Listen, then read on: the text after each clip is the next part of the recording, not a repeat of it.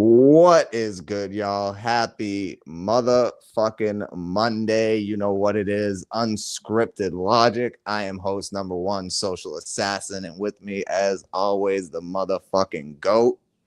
Host number two. Yep. Host number Pablo Pickasso. What it do? What it do? You know what the fuck it is. You know what it is. Monday. Unscripted Logic. We're going to wait for some people to get up in here. And then, we're going to run the one time for the one time. We got a good show for y'all. We got a great show for y'all. So anyone tuning in after the live, we definitely got some stuff coming up during the show periodically that's new. It's a new thing to the show that we're implementing this week. Oh, I like new things. Yep. And it's going to be something we do every week. And I really think that people are going to enjoy it. So, Yeah. and as per usual, Pablo is going to carry this episode. Oh my God. What the fuck? What the fuck? Oh, shit. Nah, I'm playing. So, yeah, man. So, Pablo, it's Monday, man. How was your weekend? Oh, my weekend was crazy. Yeah. Busy. Yeah, I hear that. Yeah. Oh, yeah. Yesterday was Mother's Day. Shout out to all the good moms out there. You know what I'm saying? But yeah, man, we got a good show for you tonight, as per usual. But like I said, we do have some new stuff we're going to be implementing into the show tonight, and it's going to be something we're going to do every week. It's dope as fuck, and y'all are going to love it. 702, salute. Happy Monday, yo. Happy Monday. Unscripted Logic in this bitch. You know what it is. So should we run it? Yeah, fuck it. Why not? All right, one time for the one time. Well, you don't even gotta say it. It's in the clip. I know, but I'm still gonna say it. Go ahead. Time for the two times. We're gonna do this the unscripted logic way.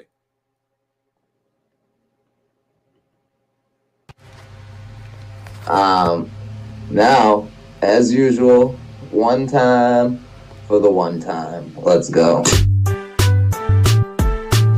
Share the stream, y'all. Share the stream.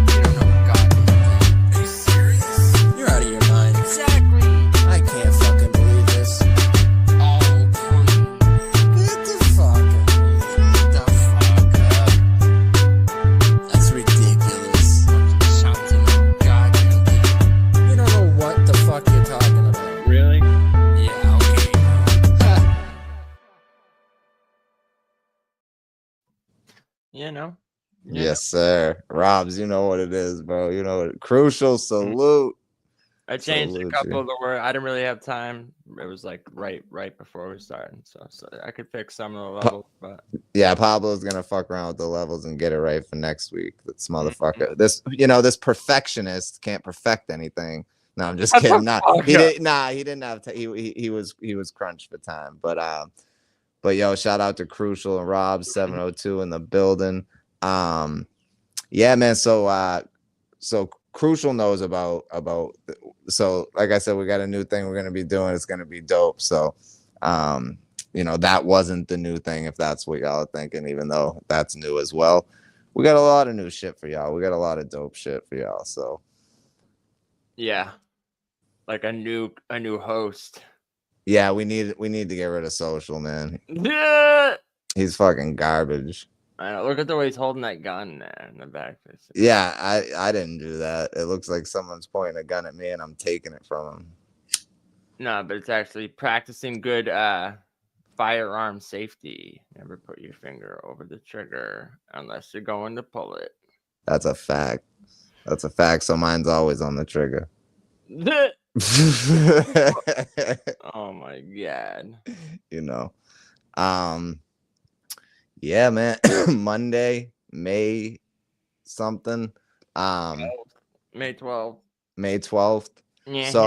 So yesterday I was supposed to go and do, my stand-up thing, but it was Mother's Day, and not that I celebrate that, but like they weren't doing it where I was going, and there's not another one on Sundays in the area, so I have to wait till next Sunday. And honestly, I was gonna wait until like after the AFAM battle, but I'm like, I'm not gonna let this AFAM battle stop me from going and doing my comedy, because that's what I really want to do. And it's not, if I was battling like Innovate or something, then I'd wait to do it. But I'm battling a fan, so Undead Salute. So it's like all right, I can do both. I could do a track, I could do 2 tracks, I could do the comedy, and I could kill AFAN, so it don't matter. Yeah. Yep. Undivided attention spans. Right. But Pablo knows, like he's heard my shit. He knows what's going on. Was a goodie. He knows the vibe. But yeah, man. So what's good, man? What you got for tonight, Pablo? I mean, as always, we could do a little on this day in history. Of course. Now let me ask you something before we do that. Should we one of the things we picked for tonight, should we do one of those now? No. All right. Yeah. Nah, all right. I agree. I just figured, maybe. But yeah, we'll wait. So give it about probably after this day in history, we'll go ahead and all right. So you got that. Mm-hmm. So on this day, May 12th, in history, bum bum bum. On this day in history, the kidnapped Lindbergh baby found dead. 1932, May 12th. Oh, look at that. We've got one candle. One candle for the 1-year-old. The body of aviation hero Charles Lindbergh's baby found on May 12th, 1932, more than 2 months after he was kidnapped from his family's home in Hopewell, New Jersey. A mansion. Lindbergh, who became the first worldwide celebrity 5 years earlier when he flew the Spirit of St. Louis across the Atlantic, and his wife, Anne Moreau Lindbergh, discovered a ransom note in their 20-month-old child's empty room. On March 1st, the kidnapper had used a ladder to climb up to the open second-floor window and had left muddy footprints in the room. All muddled. It was a muddled ransom attempt. In barely legible English, the ransom note demanded $50,000. 50,000 Beasley bucks. The crime captured the attention. Damn. 50,000 Beasley bucks. You sound like Ron Beasley. Ron Weasley, but measly schmucks and their Beasley bucks. Captured the attention of the entire nation. The Lindbergh family was inundated by offers of assistance and false clues. Even Al Capone offered to help from prison, though it would, of course, was conditioned on his release. For 3 days, investigators had found nothing, and there was no further word from the kidnappers. Then a new letter showed up, this time demanding 70,000 Beasley bucks. It wasn't until April 2nd the kidnappers gave instruction for dropping off the money. When the money was finally delivered, the kidnappers indicated that little baby Charles was on a boat called Nellie. Wow, must have had a band-aid on it. Yep. Off the coast of Massachusetts. However, an exhaustive search of every port through every storm, there was no sign of either the boat nor the child. On May 12th, a renewed search of the area near the Lindenberg mansion turned up the baby's body. He had been killed the night of the kidnapping and was found less than a mile away from his home. The heartbroken Lindberghs ended up donating the home to charity and moved away. The kidnapping looked like it would go unsolved until September 1934. A marked bill from the ransom turned up. Suspicious of the driver who had given it to him, the gas station attendant who had accepted the bill wrote down the license plate. It was tracked back to a German immigrant, Bruno Hauptmann.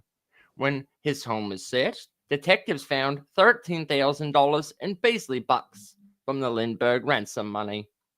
Hauptmann claimed that a friend had given him the money.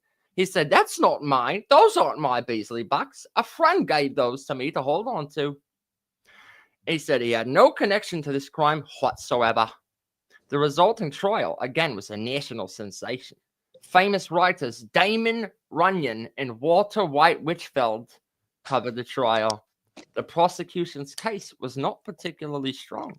The main evidence, apart from the money, was testimony from handwriting experts that the ransom note had been written by Hauptmann, and his connection with the type of wood, probably mahogany, was used to make the latter.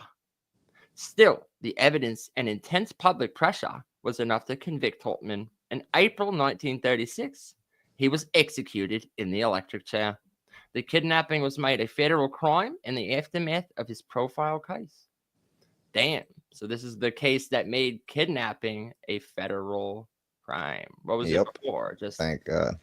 Slap on the wrist. It still basically is a fucking slap on the wrist. I mean, what the fuck? This shit's insane. You know, but shout out to that, I guess. It didn't really work, but shout out to that. Yeah. It's David Attenborough. I got some good shit for today too, actually. You ain't got a fucking thing. All right. Yeah, there's some other shit. It's like Teddy Roosevelt took a trip to San Francisco and it was captured on film. Oh no, all right, hold on. Americans suffer worse defeat at Revolution of Charleston. Like, okay. Yeah, nah. Katharine Hepburn was born. Audrey Hepburn? Katharine Hepburn. Oh, well, shout out to that. But check this out. So now I know a lot of people in here a lot of people that watch us probably aren't fans of Bob Dylan. Bob Dylan's my favorite musician ever. Oh, yeah, I know. Greatest storyteller. Yeah, can I fucking tell my story? I got another one. You don't even know what I'm saying. I do, because I'm looking right at it. Well, you know what I'm saying. Talking about. So, but before I say that, so Bob Dylan's the type of dude, like, he would go to concerts, and back then they had specific set lists. So the fans got a copy of the set list. So like, and they used to always try to get him to play like songs like Blowing in the Wind and stuff like that. And he didn't want to play it. He wanted to play new shit. And he also, not that long ago, probably like within the last 10 years, won the Nobel Peace Prize for literature and didn't go to the ceremony, yo. And like, that's fire. That is fire. And a lot of people were pissed, and they were saying like he switched up on his fans because he went from playing folk music to playing like rock and roll and like playing like his like what, not even rock and roll, but whatever he wanted to play, like but whatever. So Bob Dylan's the fucking man. He doesn't give a fuck about shit. I love that he didn't show up to the Nobel Peace Prize ceremony. But so in that same vein, you know, the character that Bob Dylan is, in 1963, Bob Dylan walks out of the Ed Sullivan Show over a dispute about his song choice, because again, they were trying to get him to play Blowing in the Wind, and he's like, no, and he went out and tried to play something else, and he ended up walking off. So it's like, that's the opposite of selling out. Actually. Right, that's the opposite of selling out, bro. He's not letting motherfuckers tell him what to do. And like, bro, Bob Dylan to play the genre of music that got him famous, and he's like, I'm an artist, dog. I can't. That's like, I hate when I say this all the time, right? Like some people will be like, "Oh, I like this band, but their second album, it sounds different than their first." No shit. Right. It should sound different No than their shit. first album. It should sound different. That's like the same thing we're talking about with battles. Everyone's like, everyone wants the fucking Oompa Loompa performance every time. It's like, dog, I can't do the same performance every fucking time. Facts. Yeah, So crazy. yeah, Undead. He was uncompromised before it was cool. Like it was frowned upon. But shout out to Bob Dylan, man. And one more thing. Today is Homer Simpson's 69th birthday. Homer Simpson. Oh my god. Shout out to that, yo. Shout out to that. I've been thinking about getting a Lisa. Oh Nice. my fucking god. Oh my god. Puking on the side of my head, yeah. Yeah, that's crazy. But shout out to the fucking shout out to Bob Dylan, man, for real. Go on. He is a real one. There's a reason he's my favorite musician, and he's the best storyteller. Like his music, he's the best storyteller, man. He traveled everywhere, like with no money, just hitching rides on trains and riding under train carts and shit like that. He was a real one. He was a real one. You can't even attempt to be like a folk musician if you've never hopped a train. It's like, right. Hello. Yeah, facts. Yeah, Ed Sullivan sucked. He did always try to make people change shit. Jamokalo. He did it to the Doors too, right? Yeah, and because said, "Light my fire, girl, we couldn't get much higher." Yeah, they didn't want him to say that, so he looked right in the camera and said it, and they were like, "Oh, you said higher." yeah, he looked right in the camera and he said it like with conviction too. Yo, shout out to Jim Morrison too, even though he was definitely a weirdo. But okay, this is kind of I don't even know what this is, but it seems interesting. 1950. Nah, crew, keep doing what you do, brother. Keep doing what you do. The new path is where it's at. Ferrari race crash. Maybe a little bit of both. Maybe. Oh my god, I'm gonna maybe mix it up. Bro, I'm gonna kick you off the panel. Bro, talk to your friends on your own time, okay? Oh man, bro, it's relative to the conversation. Everything's relative. Yeah. Ferrari race crashes at Miglia, killing 11. I think this is the beginning of Final Destination 3. I think, right? Oh yeah, something like that. One of them. Oh wow, look at it, bro. What are these? The Ferraris? Yo, those are the Ferraris, bro. Yo, May 12th, 1957, during the famed Miglia motorsport endurance race in Italy, Ferrari driver Alfonso de Portugal dies in horrific crash. The accident, which killed the 28-year-old Spaniard, his co-pilot Edmund Nelson's, and 9 spectators, leads to the discontinuation of the race. An annual race established in 1927, dog. They did this shit for 30 years. Wow. And they're like, nah, we're done now. We're done. Wow. Yo, look at these cars. That's kind of cool, though. I'm not gonna lie. Yeah. Bro, no good movies came out on this day in history. Yeah, it's crazy. Wow. This is wild. Ferraris. Alfonso de Portugal was only 30 miles from the finish line of the 1,000-mile open road race when one of the tires of his 3.8-liter fire red Ferrari blew out. He crashed on a straightaway between the towns of Guato and Guidazzilario. Traveling a speed of nearly 150 miles per hour at the time of the crash. He was in 4th place. He even knew. He said his first time driving on his hazardous twisting Milli Vanilli course. Gorilla. It ran round trip. He was like, what are we talking about? Between Brescia and Rome? According to the Sports Illustrated, it was the worst composite disaster. Hey, don't make fun of Maze. Since LeMay's tragedy in 1955, only 2 years earlier. Del Alfonso Cabell de Vaco Walatin, the 17th Magadis to one Partigo, was a larger-than-life figure, the son of a Spanish nobleman. and the godson of Spain's King Alfonso VII or the 8th. One of them motherfuckers. Portugal became a fierce competitor across many sports. He was like Mays. He was a fierce competitor, including polo, steeplechase. I bet you don't even know what a steeplechase is. That's when you free run on the top of a church. Horse racing, swimming, and Jal Allah. You don't even know what that is, do you? I'm a champion in Jal Allah. He even competed as a member of Spain's one and only Olympic bobsled team in 1956. Known as an introvert thrill seeker, he earned a pilot's license at age 17, but he quickly lost it after repeatedly flying a borrowed plane under a London bridge to win 500 Beasley bucks. Oh, that's kind of interesting. Yep. The tragedy marked the end of the Milli Vanilli, the Milli Vanilli, the Magilla Gorillas. The Magilla Gorillas, yep. Oh, shit. Pablo, check the back chat. Okay. Lyndon B. Johnson visits South Vietnam.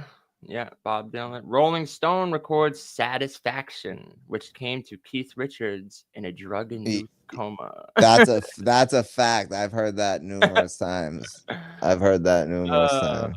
The drawl. Hold on. Okay. Yeah. Should we hold on? American firefighter ship Mayagazai seized by Cambodian Navy. What the fuck? What the hell? Yeah, so which okay, let's go here. 1965, Rolling Stones record I Can't Get No. Yeah. The song which catapulted the ascendant British blues rock. I get plenty of satisfaction. I don't know what he's talking about. I don't know, bro. I get satisfaction every time I see a motherfucker hating. I'm like, I get satisfaction from a lot of things. yeah, from taking that first breath of air when you first realize you lived to see another day. Yep, facts. That facts. first sip of coffee hit different. Well, I don't drink coffee, but that first hit of that joint hit different. Yeah. And that kitty hit different. The first bite of some vanilla ice cream. No, okay, Bitsbit said the band's bleary-eyed lead guitarist. That's one way to describe his drug-addled brain. Grabbed the tape recorder, laid down the song's opening riff, now considered one of the greatest pop hooks of all time. He then promptly fell back asleep and said, I had no idea I'd written it. He's like, I fucking no idea, bro. I woke up, I was like, I fucking wrote a banger. Yeah. Fucking Mick Jagger was like, what the hell are you doing? You know, I said, I didn't know I'd written it. I thought I was dead. I thought I fucking died for a second. Yo, Keith Richards definitely has died numerous times. Yeah. And it says Mick Jagger recalls, it sounded like a country sort of thing, an acoustic guitar. It didn't sound like rock, but we didn't really like it. We thought it was a joke. He really didn't think it was a single material. You know, we all said, you're off your head.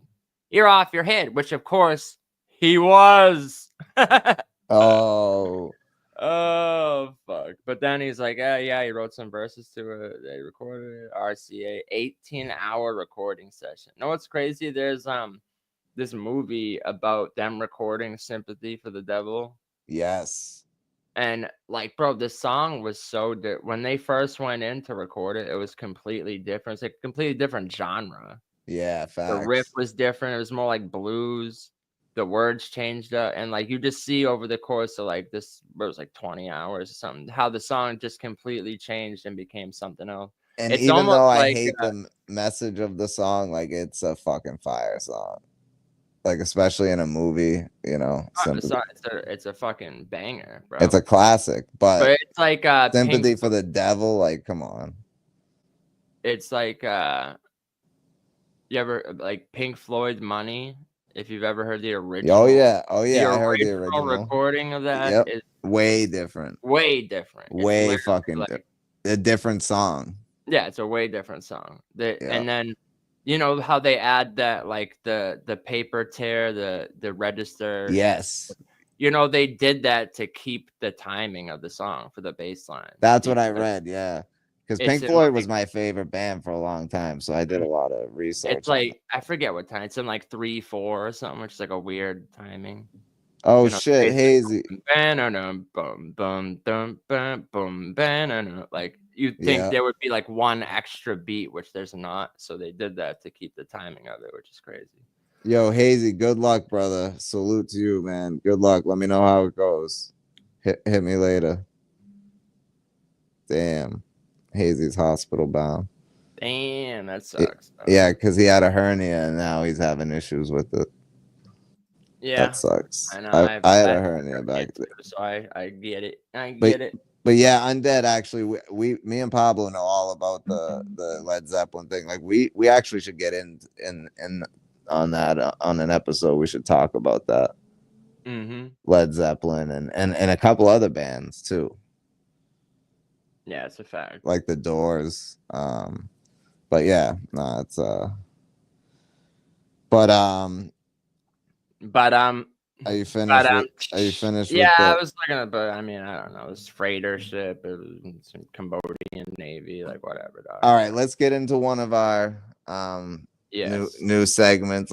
So y'all, what we're gonna start doing is we're gonna start like every episode. There'll be like 3 things that we choose from the community, either a song or a beat, and if y'all want to send us shit, you can send it to picassobookings@gmail.com if you want to send us songs or beats to play on the show, and we're going to promote them. So like every like 30 to 45 minutes in the show, we're going to play it. So we'll play 3, maybe even 4 some episodes, you know, if we have time. But we got 2 fire tracks and a fire ass beat for y'all tonight.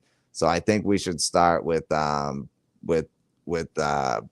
Bruce's newest track, and then we can do the beat second, and you know. But yeah, so we're gonna be doing this every week, and it's a fire concept to me because it breaks up the segments and it kind of gives a little commercial break, and it gives y'all something dope to listen to, man. And go subscribe to Bruce Leaf if you're not already, and definitely go subscribe to Crucial Beats and Crucial 13's OG channel. So here we go.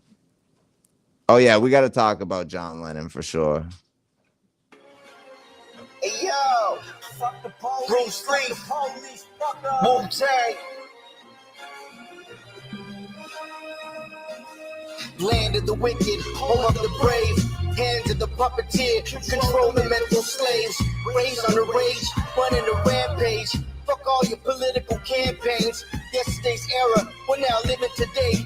Runaways hiding in trains. How can we maintain in America's pain? I contemplate, try not to go insane. What's with all these crashing planes? Why every shorty want a gangbang? Everything looks and sounds the same. Too many similarities. The cemeteries aren't even scary. Where's the mental therapy? Word, I heard they buried another OG right next to his son. I know that's life, but look what we've become. Animals chasing funds. We're like rats eating crumbs. If you don't want to starve, you need to get a gun. So we pack bangers, sell bag that's off the edge. I got the cliffhanger for you and your friends. Hold on, operator. The officer attachment has a laser. The kid is high. He said he's seen traces. Someone sold him a bag laced with tranquilizers. Check out the youth. They're fully loaded, shooting more than the video shoot. Breaking news, a man just killed the sheriff for the cops murdering his son. No telling what a father would do. The cage is made for those on the outside living inside a zoo. Capital punishment is capable for you. High on a fast pursuit. Passenger got a fat ass and a purple leopard perched to match your boots. The eye in the sky is watching too, like it's an hour and a half past 2. The men in blue patrolling avenues. Civilians are victims of syndicate abuse. I'll take you to the origin of the roots. Hang you off the roof. These streets are ruins. They got ruined by an occultic group. Fuck all your social views. Visuals are personal truth. If you don't push to be perfect, Then what's the purpose? Through a progressive attribute, I attribute it through an attitude that's on the God's magnitude. I'm self-improved, in motion to get more loot. I can't wait to settle this lawsuit.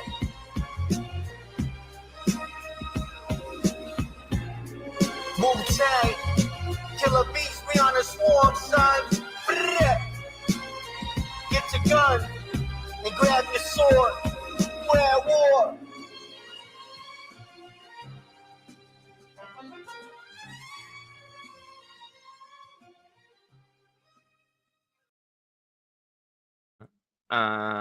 We were both trying to put I it know. up. That was crazy. Bruce snapped on that It's one. like when you go to unlock the door and someone pulls the handle. Yeah.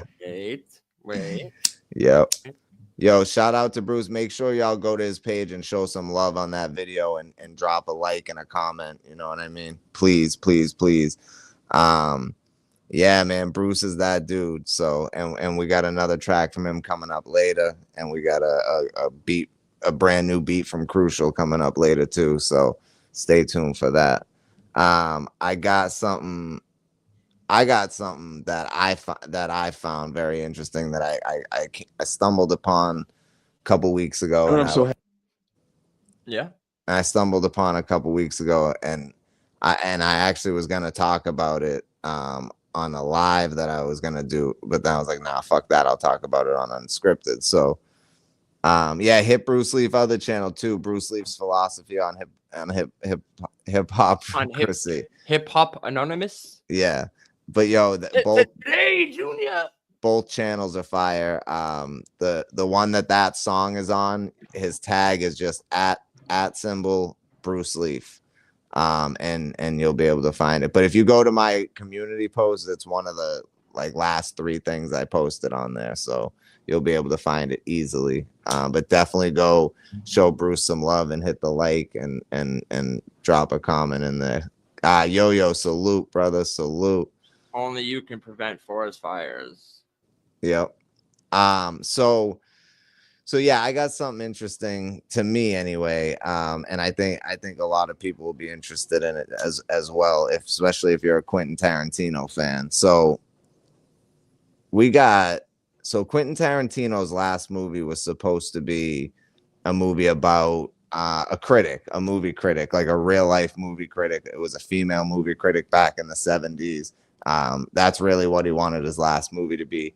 Well, he's doing a movie now. He's not writing and directing it, he's only writing it, and fucking David Fincher is directing it. So this is gonna be crazy. Now I think this is Quentin Tarantino's way of getting around this being his last movie, because he only considers his movies the ones he writes and directs. Right. So he's not directing this, so he can still do one more movie. So now I heard him on a podcast talk about how he wrote a whole season of a mini series or something. I don't know what it's about. I don't know when it's gonna come out, but yeah, I heard about that too. 9 months ago, he said he wrote a whole. And I thought that's what this was gonna be. I thought this was gonna be a mini series, but it's not. It's an actual movie.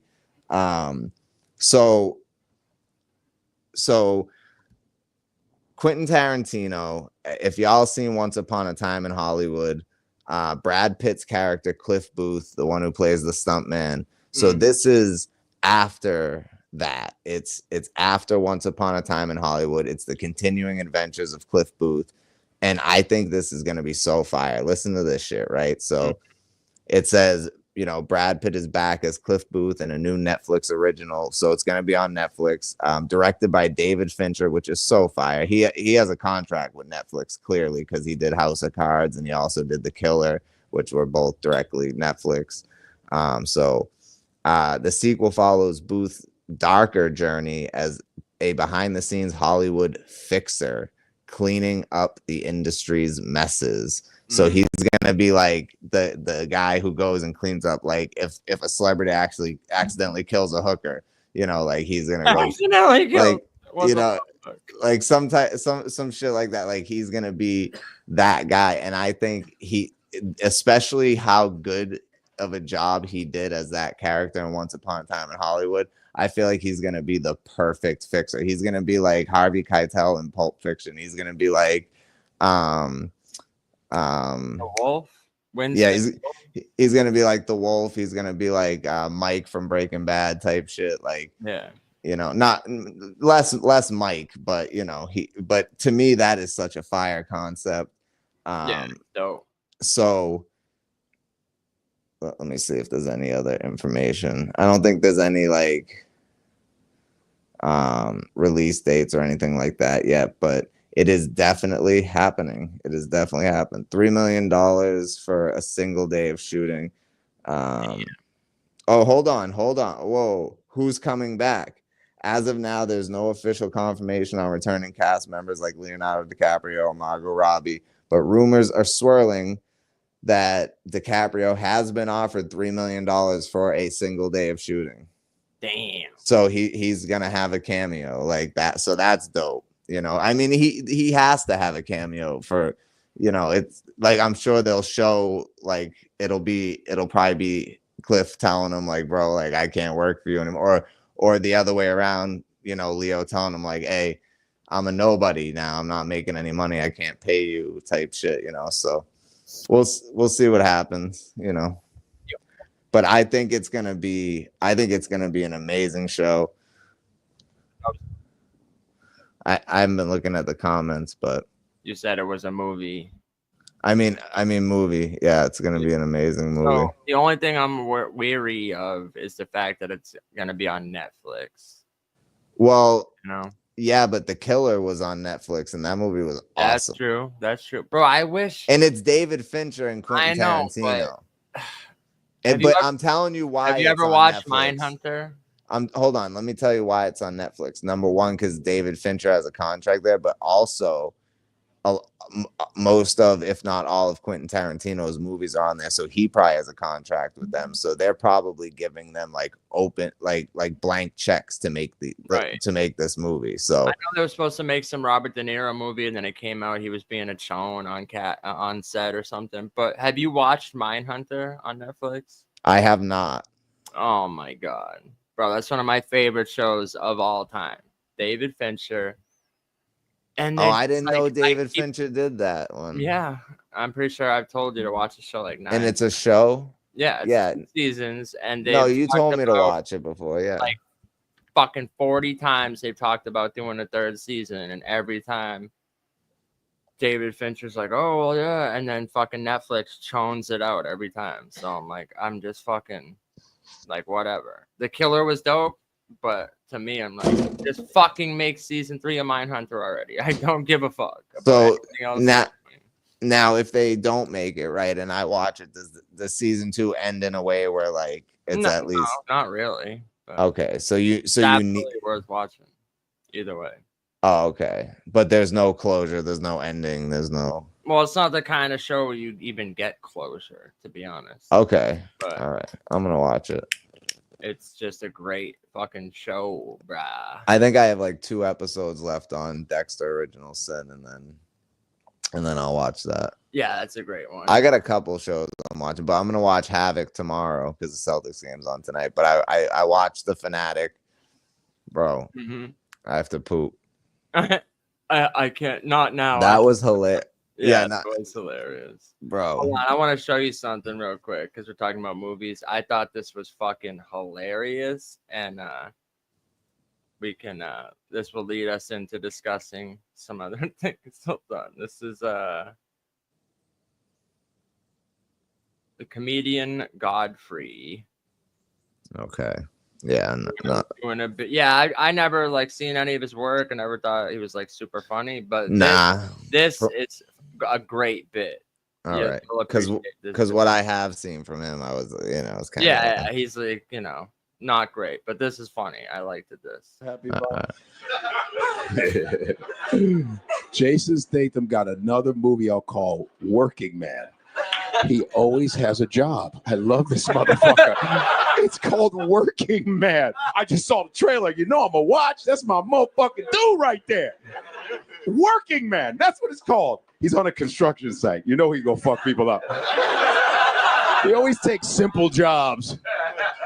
Jason Statham's the transporter, right? Remember, he was the transporter? Shit. And he will say the title of the movie in the movie. He always does that. I'm the transporter. Everyone. I just transport things back and forth. That's what I do. That's still on point. We know, Jason. We know. We know, Jason. Bank Job was fantastic. You ever see Bank Job? Fuck. I've actually Bank Job is my shit. Jason Me Statham. either. He's like, so you want me to rob a bank? I guess that's a bank job. Yeah. Well, yeah, Jason. Yeah, Captain Obvious. Yeah, motherfucker. Did you see Beekeeper? Bitch, that shit was awesome. I'm telling you, watch Beekeeper. Nah, He's a beekeeper. He has a lot of jobs. He has a lot of jobs. I'm a beekeeper. Cake base. We can see that, Jason. Yeah.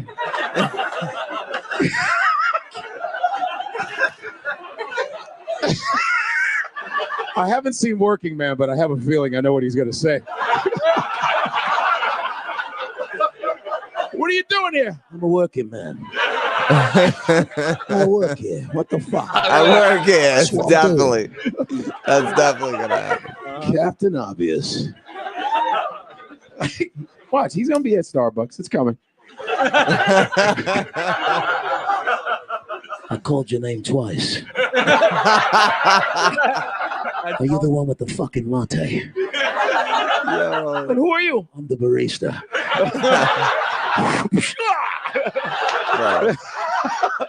From the director of Working Man, Transporter, Beekeeper, and all the other menial jobs comes another movie. Yeah, I've been mopping the floor all day. I told you not to walk around. I told you to walk around the floor. What do? I'm the janitor. You know he gonna fuck somebody up with that mop. Yup.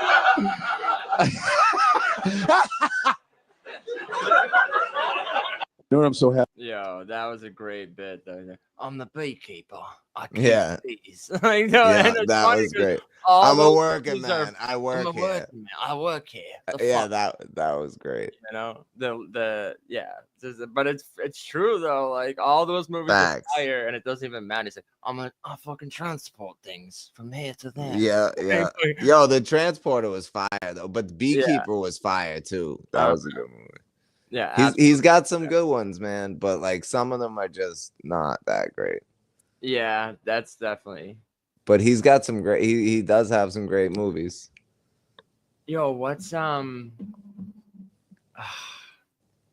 obviously Lock, Stock, and Two Smoking Barrels. The first time I seen him, I think, and then Snatch, obviously. But he's great for sure. But I was just, man, I thought of something else, and now I'm like, what the fuck? I guess we could talk about comedy. We could talk about other movies. Either one.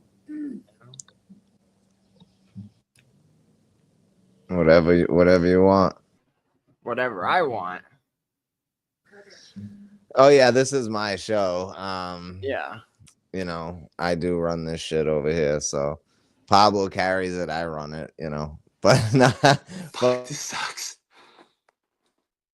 The Celtics are about to tie the series tonight. Oh my god. The Knicks took the first two games in Boston. We were up by 20 both of those games, and we blew those leads. Well, we shot the worst we ever shot the whole season, and they only beat us by 3-1 game and won the other game. Last game, we blew them the fuck out in New York. We kept that 30-20 point lead. And the same thing's going to happen tonight because we are just a better team. We just had 2 bad shooting nights. Like, it literally is the 2 worst shooting nights by far we had all season. So that's not going to happen again. And after seeing game 3, it's like they really can't fuck with us. They really can't fuck with us. Yeah. So, and people who watch know, bro. Like, I know Adept is scared right now. I know Adept is scared. What the fuck? I know Adept is scared for his Knicks right now because I mean, he said he would never bet on like no, he did. He's a smart man. like as a team, when you grow up with a team that like always lets you know, like better than to bet. Like you'll root for them, but of course, and I don't blame. I just have to give him shit because it's the Knicks, and the Knicks and Celtics have always had a rivalry, you know. But shout out to them for doing what they did those first 2 games. But it's just clear who the better team is, and I'm sorry, Adept, but you guys gotta go home at the end of the series. I do think it's gonna go 7 games, but the Knicks have lost 3 home games in a row in the playoffs. So their last 3, and they're gonna lose again tonight. So it is what it is, you know. Fresh Coast, y'all about to lose tonight, man. You're gonna fucking lose, aren't ya? Knicks in 6, yeah. Knicks out in 6. He's like, I'm a Nick. New York Knickerbockers. Oh my god, that's their name, man. That's the team name. Y'all's team name is the fucking Knickerbockers, bro. Get out of here. Yeah. But all right, I'm off it. I'm off it. I'm gonna be listening. I'm gonna be watching the game on mute while we're doing the show. So while Pablo's talking, I'll interrupt him to give y'all an update on the game. I'm a basketball player. I'm a NBA Finals referee. Yep. And it's like dun dun dun. Guess what? Guess what? The mob like fucking kidnaps his daughter and it's like, you need to call as many fucking fouls as you can this game. He's like, but I'm a New York Knicks fan. I'm a ref with integrity. There's no way. I cannot do such a thing. And then he just starts fucking everybody up. I'm the ref. I blow the whistle. Right. Hey, keep it official, eh? Like, keep it official. Keep it official. Oh fuck, yo! It's like sudden death. Remember brother. Jean-Claude Van Damme. Damn, Tintin. Remember? Yo, I agree, and I've been saying that for a long time. When like people were saying we should get rid of Brown, like most of the fans were saying we should get rid of Brown. I was saying like, yo, he's better than Tatum. And Tatum has had a great year this year, and like his points are down, but everything else is up. All of his other stats are up, and he's just a great all-around player. But Brown definitely, to me, is he's a better defender. I don't know. He's that dude. They both are though. Like I just feel like Brown's a little more consistent. But yeah, shout out to you, man. Cool. He wants us to play this clip of Chris Tucker doing an impression. Who? Undead celebrity. All right. Okay. Right. Exactly, Tin. Right. Your wish is I'm the wish granter. I'm the wish granter. Your wish is my command. Shot. Pissed off, man. Just got me a new place, man. Hate my neighbors, man. I got neighbors that borrow shit all the time. Just make sure you pause it and shit, because I'll pause it. That borrow your shit. Is this Def Comedy Jam? It's some random person uploaded it. Willie D. Washington. So if they didn't get hit with something, then I'm sure we'll be fine if we pause it. All right, word. It's not like Comedy Central or nothing, you know. And keep it so long.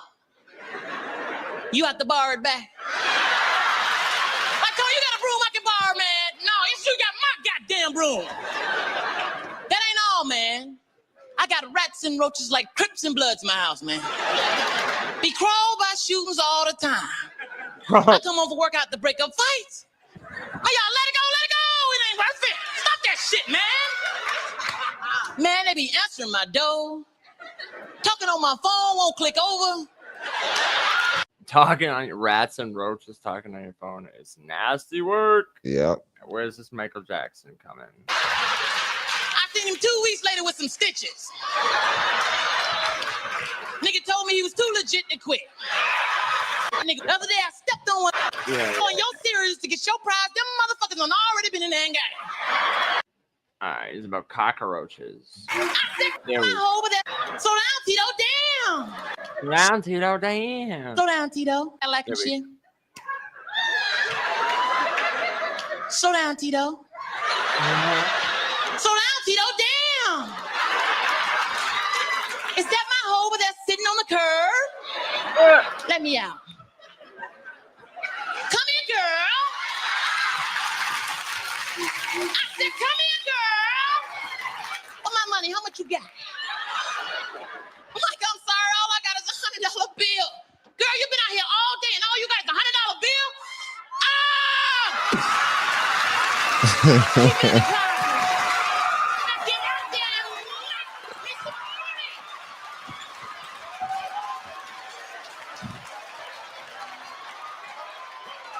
It's fucked up, man. Ain't nobody hiring this. I'm serious. I know what it is, man. I'm not gonna lie, that didn't even make me chuckle at all. That was not funny to me at all. I'm not gonna lie. I chuckled. I mean, it was like, meh. Maybe 20 years ago, that would have made me. Yeah, yeah.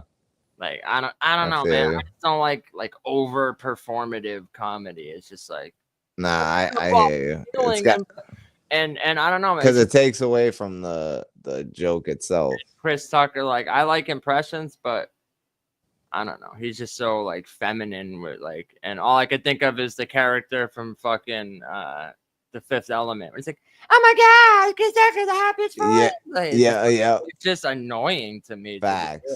Like, I gotta be black. I don't think that's it. I think it's just not that funny.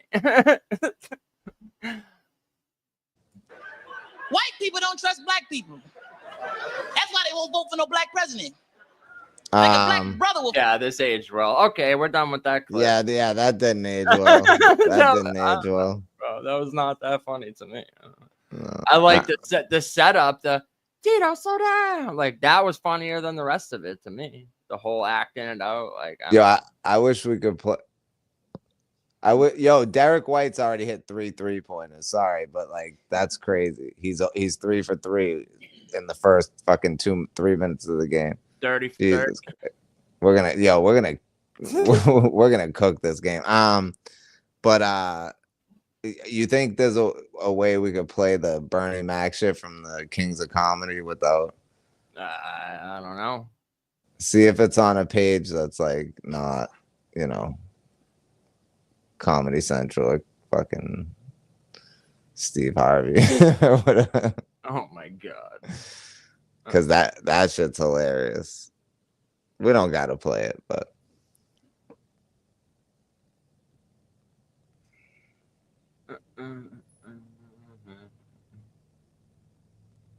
yo, Pablo. Yeah. What was that movie? The rollerblading movie with Seth Green from the 90s. Airborne. Yo. Not that long ago. Yeah, I know. I saw it on my on one of my streaming services the other day, and I was like, oh shit, I gotta watch that. I love that movie. 13-4. Celtics are cooking right now. DL Hughley and Bernie Mac were the best in Kings of Comedy. I'm not a fan of DL Hughley. I agree. I agree they were the two funniest for sure, because I'm not a fan of Cedric the Entertainer or Steve Harvey. I like the Steve Harvey show, but I don't really like him as a stand-up comedian. And Cedric, like, I mean, he's been caught stealing jokes, so like, I don't know. Yeah, the George Lopez show, like someone mentioned the other day, the mom on the George Lopez. Yeah, I was talking to someone about that. Yeah, I forget who I was talking to about that. I used to watch it just for her. Facts. And that show was fire though. I used to watch it. But yeah, I forget. The word motherfucker is a noun. Yes. It describes a person, place, or thing. You know, when you hear black folks, we loud. That's our defense mechanism. We loud. We talk Pause aggressive, it real quick. But get a I definitely want to hear the him downstairs shit. That fucking shit's so funny. But after this, but you know, we ain't gonna. good. Do not tell you. We're gonna do that tell you. You know, we'll tell you in a minute. You know, I'll blow this motherfucker up. You know, you ain't never known a black terrorist in the day of your life. You ain't never known a black man to blow up a goddamn thing. First of all, where you gonna buy the dynamite from and from who? The first time he tried to buy some dynamite, he going to jail like a mother. Just expression. I had a guy, man, when you white people, when you see my people, when you see them in the social place, you see them in the mall, you see them in the bowling alley, and you might see 3 or 4 brothers together, you might hear the word motherfucker 32 times. And you might hear just 2 regular English words. But the conversation makes sense like a motherfucker. Everybody can understand it. Don't be afraid of the word motherfucker. I'm gonna break it down to you. If you're out there this afternoon, you see about 3 or 4 brothers talking, you might hear a conversation and it go like this. Let's go. You seen that motherfucking Bobby? That motherfucker owe me 35 motherfucking dollars. He told me he gonna pay my motherfucking money last motherfucking week. I ain't seen this motherfucker yet. I'm not gonna chase this motherfucker for my 35 motherfucking dollars. I called the motherfucker 4 motherfucking times, but the motherfucker won't call me back. I called his mama the other motherfucking day. She gonna play like the motherfucker went in. I started to cuss her motherfucking ass out. But I don't want no motherfucking trouble. But I'll tell you one motherfucker thing. The next motherfucker time I see this motherfucker and he ain't got my motherfucking money, I'm gonna bust his motherfucking head and I'm out this motherfucker. Fire. Let's go, bro. I was crying that whole time. That shit. I bought that for my dad for his birthday when it first came out. Yeah. I think it was like 98 or 96. I forget. I think it was 98. But yeah, and we watched it together and we were crying, bro. I used to just fast forward it to the end. Yeah, I used to fast forward it to Bernie Mac shit. Facts. I couldn't watch fucking Cedric's. And I've heard people in this community say that Bernie Mac's not even the funniest one on Kings of Comedy. I'm like, bro, I don't even remember who, because I'm like, bro, I'm not even engaging in this conversation because you're fucking wilding. So we could go into the next promo, or we could play another comedy. I mean, I don't want to be sitting here because then we play one and someone else will be like, oh, play this one, play that, and then we're gonna just be playing clips of comedy all night. Right. So let's break up the segment. Let's play that Crucial beat. This is the newest beat from Crucial 13. Make sure y'all go subscribe to Crucial Beats. It's a separate channel from the other one. The other one's Crucial 13 OG. And yeah, at Crucial 13 OG. And at Crucial Beats, man. Go subscribe.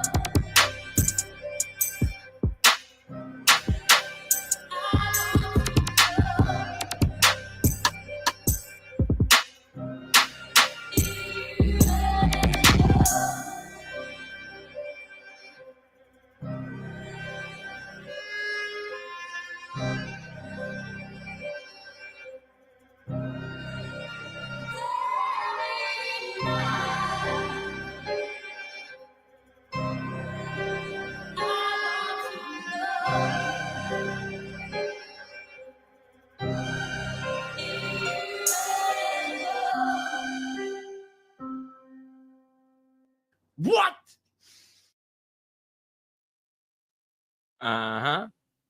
Yes, sir. Fire ass fucking beat. And that's the thing with crew. Like, say you don't particularly like that beat, or you don't like one of the other beats you've heard from him. Like, you if you go to his beats channel, you will find a beat that you like. I promise you. That's a fact. You know, and like I copped one from him already. I'm copping another one, the Candy Rain one, and like those are beats that are really gonna test my ability because I'm not used to rapping on beats that are that slow. So it's a test for me, but I love the beat so much that I want to do it, you know. So yeah, that's a fact. That motherfucker is fire. Yeah, bro. Yeah, and like I said, it may not be for everybody, but Pablo, look in the back chat. Yeah, I saw it. Yeah, pull that up. Play it right now. We just played a track. Yeah, but this is not from the community. This is something that is hip hop. This is hip hop. And this shit like, bro, I heard, oh man, I've been bumping this shit. So there's this track that dropped recently. It's Redman, Big Daddy Kane, Joey Badass, and Black Thought. I don't know why Joey Badass goes last, but I'm telling you, man, we gotta hear this shit. I'm not even gonna give away, but it's more focused around an old school Big Daddy Kane song. It's fire. But hold up, pause it. Oh my god. When you get to Black Thought's verse, after like the first 6 bars, you're gonna have to run it back to the beginning of the verse. I promise you. Mm-hmm. All right, let's go. All right. Everybody left. It's because of Depth's live. We're literally just playing clip. Yo. Hey, my mindset, cold red. Make sure it resonates for the youngins and the old heads. My vision high quality from low reds. My fan bomb like an atom. Gold man. I'm a mortar to the new world order. I live underground while the top getting slaughtered. My sons and my daughter inherit the kingdom. Captain Cannon, I walk with a green thumb. I push pride to the side and I learn something. I got a bird's eye view while I'm buck hunting. Bucks, call it cream or the guap. I'm a 90s nigga, I'm the cream of the crop. Bringing you that uncut pure, knocking at your door. About to give you all of the raw. Point your hands up to the sky. High, get on down, baby. We keep it live. Bringing you that uncut pure, knocking at your door. About to give you more of the raw. Point your hands up to the sky. Get on down, baby. We keep it live. Good game and less the clock ticking. But the thing that just ain't clicking is the way y'all legalize tricking. You talk about your ride when you ain't even got one, but I can pull a hot one when inside of a dot, son. The wicked in the bed plus the wicked in the head when I shoot the game. It's like my tongue got infrared. Let the Messiah take you higher, cause I supply it what you require, desire, admire, been entire. Sudden impact, cause I'm gutting in black. Closest thing to me would be, what's that? Nothing in fact. I cope more with skill, 2 ways for a kill. Females adore a thrill, sweeter than the Lauren Hill. As I return with the vengeance, there comes the day of independence. Approaching more with some bad intentions. In other words, I'm making them resign, diminish mine, running through them like a finish line. Bringing you that uncut pure, knocking at. This literally does sound like a Bruce Lee type beat, for straight up. It does, and I love that it's because that's my favorite Kane song is bringing you that uncut raw. Yeah, knocking at you. Like, I love that shit. About to give you more of the raw. Point your hands up to the sky. High, get on down, baby. We keep it live. Bringing you that uncut pure. Knocking at your door. About to give you more of the raw. Point your hands up to the sky. High, get on down, baby. We keep it live. I'm sorry for your loss. It's somebody dead in the car, and it's probably one of yours. The writing all across the window in the walls, whether it was true or false, we shouldn't have got involved. Remember, we walked past. This is the verse he spits on. I could tell you what the next bar is. I know this verse. Oh, okay. This is the verse he rapped on the Funk Flex freestyle. Oh yeah, I knew it sounded a little familiar, but yeah, the writing all across the window wall, but whether it was true or false, he shouldn't have got involved. Listen. Something is like we take punishment. Yeah, and right. Class, right, yeah, like, yeah, right. Yeah. All right, run it back to the beginning. Bystanders is hauling ass. I hate to say I told y'all, but I told y'all. All right, let's hear it from him. Let's hear from him. I'm sorry for your loss. It's somebody dead in the car, and it's probably one of yours. The writing all across the window in the walls, whether it was true or false, we shouldn't have got involved. Remember, we walked past the teacher, take the chalk and laugh. We wrote punishments. I will not talk in class. Now it's pistols punishing people for talking fast, and all these innocent bystanders is hauling ass. I hate to say I told y'all, but I told y'all things fall apart when it's in a 2 week to hold y'all. I'm just collecting what you owe to my old jaw. You about to get swooped down on and stole on. Fools swear they wise, wise men know they foolish. But we was headed for the web even before computers. I never thought you'd give me a reason to do this. Cain and Abel, Jesus and Judas, bringing you that uncut pure. Caesar and Brutus and Virtue, bro. That whole thing's filthy. It's like Black Thought 11 minutes. 11 minutes of pure. That's why I said like bro, I say it all the time. Black Thought is to me, I think the best rapper alive right now. Him, fucking Method Man and Prof are like the 3 best rappers alive right now. Facts. Yeah. About to give you all of the raw. Point your hands up to the sky. Get on down, baby. We keep it live. Bringing you that uncut pure. Knocking at your door. About to give you more of the raw. Point your hands up to the sky. Get on down, baby. We keep it live. Hey, yo, my cup overflowing, people better than I ever been. I took 5 years off, still somehow I'm relevant. Trust these niggas don't want to see me in my element. And trust every room I'm stepping in, I'm the elephant. Hit them all effortless, call this shit hood elegant. Sophisticated ignorance, I ain't got good etiquette. Where your nigga hit that switch, it's kind of medicine. Let me have to light you niggas up like Con Edison. Hit a nigga quick with a dose of his own medicine. Hit you from afar, up close, just like a relative. Y'all niggas better stay woke, stay off the sedatives. I'm known to go right at your throat, skip all that extra shit. Bringing you that uncut pure. Yeah, I don't know about putting that verse after Black Thought. I know, bro. I don't mind. Like Joey Badass is like he's all right. I feel like he should have been right after. Yo, you ever seen Mr. Robot? I haven't seen Mr. Robot. Oh my god, dude. That's the one with the dude who played Freddie Mercury. Yeah, Rami Malek. Yeah. Bro, it's one of the best shows of all time. Okay. I'll watch it. Don't even matter that it's on USA. Christian Slater is in it. All right. And it's great. But I only said that because he's actually in the show in one of the seasons. Okay. I think always every conversation he has with him, he always brings up Seinfeld. He's like, nice. About Seinfeld. But I think Joey Badass should have been after Redman. Or first. But Redman likes to kick off his shit when he features people. I get it. But so like I feel like Redman, Joey Badass, then fucking then Kane, and then fucking Kane can still spit too, yo. Yeah, he's not dead. Nah, I'm just saying, like he's from that era, that very like simple style, but he can spit, bro. And Kane, Big Daddy Kane's always been one of my favorites. Always. Slick Rick, Big Daddy Kane. I fuck with both of them. Yeah, that's a fact. Heavy. So okay, I got something here we can get into. All right. It's a list of the worst films of the 90s. Want to hazard a guess what's on this list? the worst what of the 90s? The worst movies of the 90s. The worst movies of the 90s. Well, bro, there was a lot of bad movies in the 90s. Look at number 1, Highlander, The Final Dimension.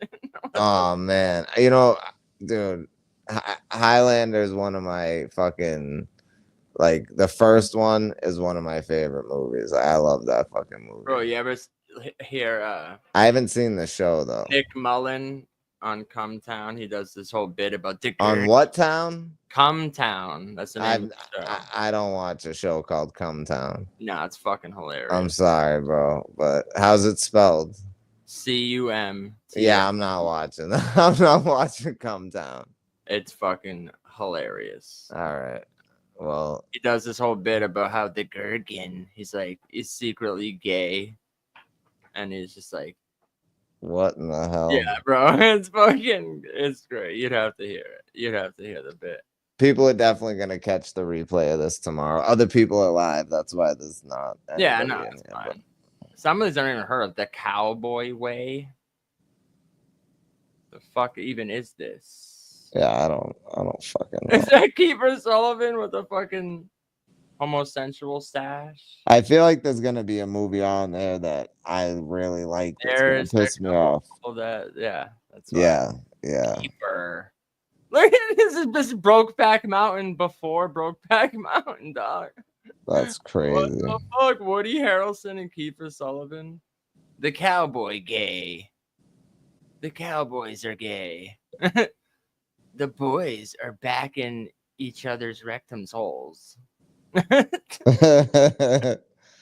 at that fucking mustache, dog. Oh my god. Yeah. Look, number 3 made me mad already, dog. Johnny Mnemonic is fire. Yo, that's a fire movie. I Fire. love What that movie. in the fuck are they? Johnny Mnemonic, bro. What? That's a fucking classic 90s. That was movie. the Matrix before the Matrix. Before the Matrix, and it had Keanu. Uh-huh. And bro, the dolphin and shit. And come on, bro. It had fucking Henry Rollins as Spider. He's like, I'm Spider. It was always Yeah. every 90s movie had to have someone named like I'm Spider. Yeah. Or it's like the hacker. Hold on, I'm the hacker. Tick tick tick tick tick tick tick tick tick. And on a fucking Windows 94. I'm a hacker. Backslash. Hashtag. I'm in. I'm in. It's like, all right, dog. Yeah, I couldn't believe Johnny Mnemonic is a fucking banger. Yeah, bro. Dolph Lundgren as the priest. Like, what are we Yo, talking about? hackers better not be on this list. But look at number 4, The Quick and the Dead. What? I know. With Leo and Sharon Stone Uh-huh. and Gene Hackman. Gene Hackman. Yo, come on, son. That's a great fucking movie, man. On VHS, dog. I watch it all the time. Fucking Russell goddamn Crowe. What? What is it? Fighting around the world. Which movie? Quick and the Dead. Huh? Quick and the Dead. Oh yeah, I forgot Russell Crowe was in that movie. Fucking handcuffed the whole time. He's like, give me a gun. Give me a gun. And he only needs 1 bullet. Oh, that's right. That's right. And then there's the guy that's like, oh, he backflips off the horse and shoots the card out of the girl's hand. He's like, heard you blew a little girl's thumb off pulling that up in fucking Bridgerton. Or some shit. I watch that movie all the time. There's the blind kid. The blind kid searching the bucket of bullets. He's like, no, I got one. And then he throws it to him. Let's see. Number 5. Real quick, the Jerky Celtics, Boys. the Celtics just went on a huge run. Tatum just hit like 3 threes. No, that's what this show is. The circus. This is a circus, but the Celtics, Tatum just hit 3 threes in a row. Like, this shit's insane. We're cooking. All right, go ahead, man. My bad. Just had to give the update. No, not really. If people care, they're probably watching it right now. Well, Depth cares. The And when Jerky they Boys. I like the Jerky Boys movie. Yeah, I don't know. But you know why? All right, I'm gonna tell you why. It's probably because what happened was, now I liked it because I was really young when I saw it, so I didn't know anything about politics and this and that. But like, apparently, like the white dude was like making all the contract, kind of like Eazy with Jerry Heller, like he was making all the contract deals, and the other dude wasn't. The Indian dude wasn't really getting like paid what he should and stuff.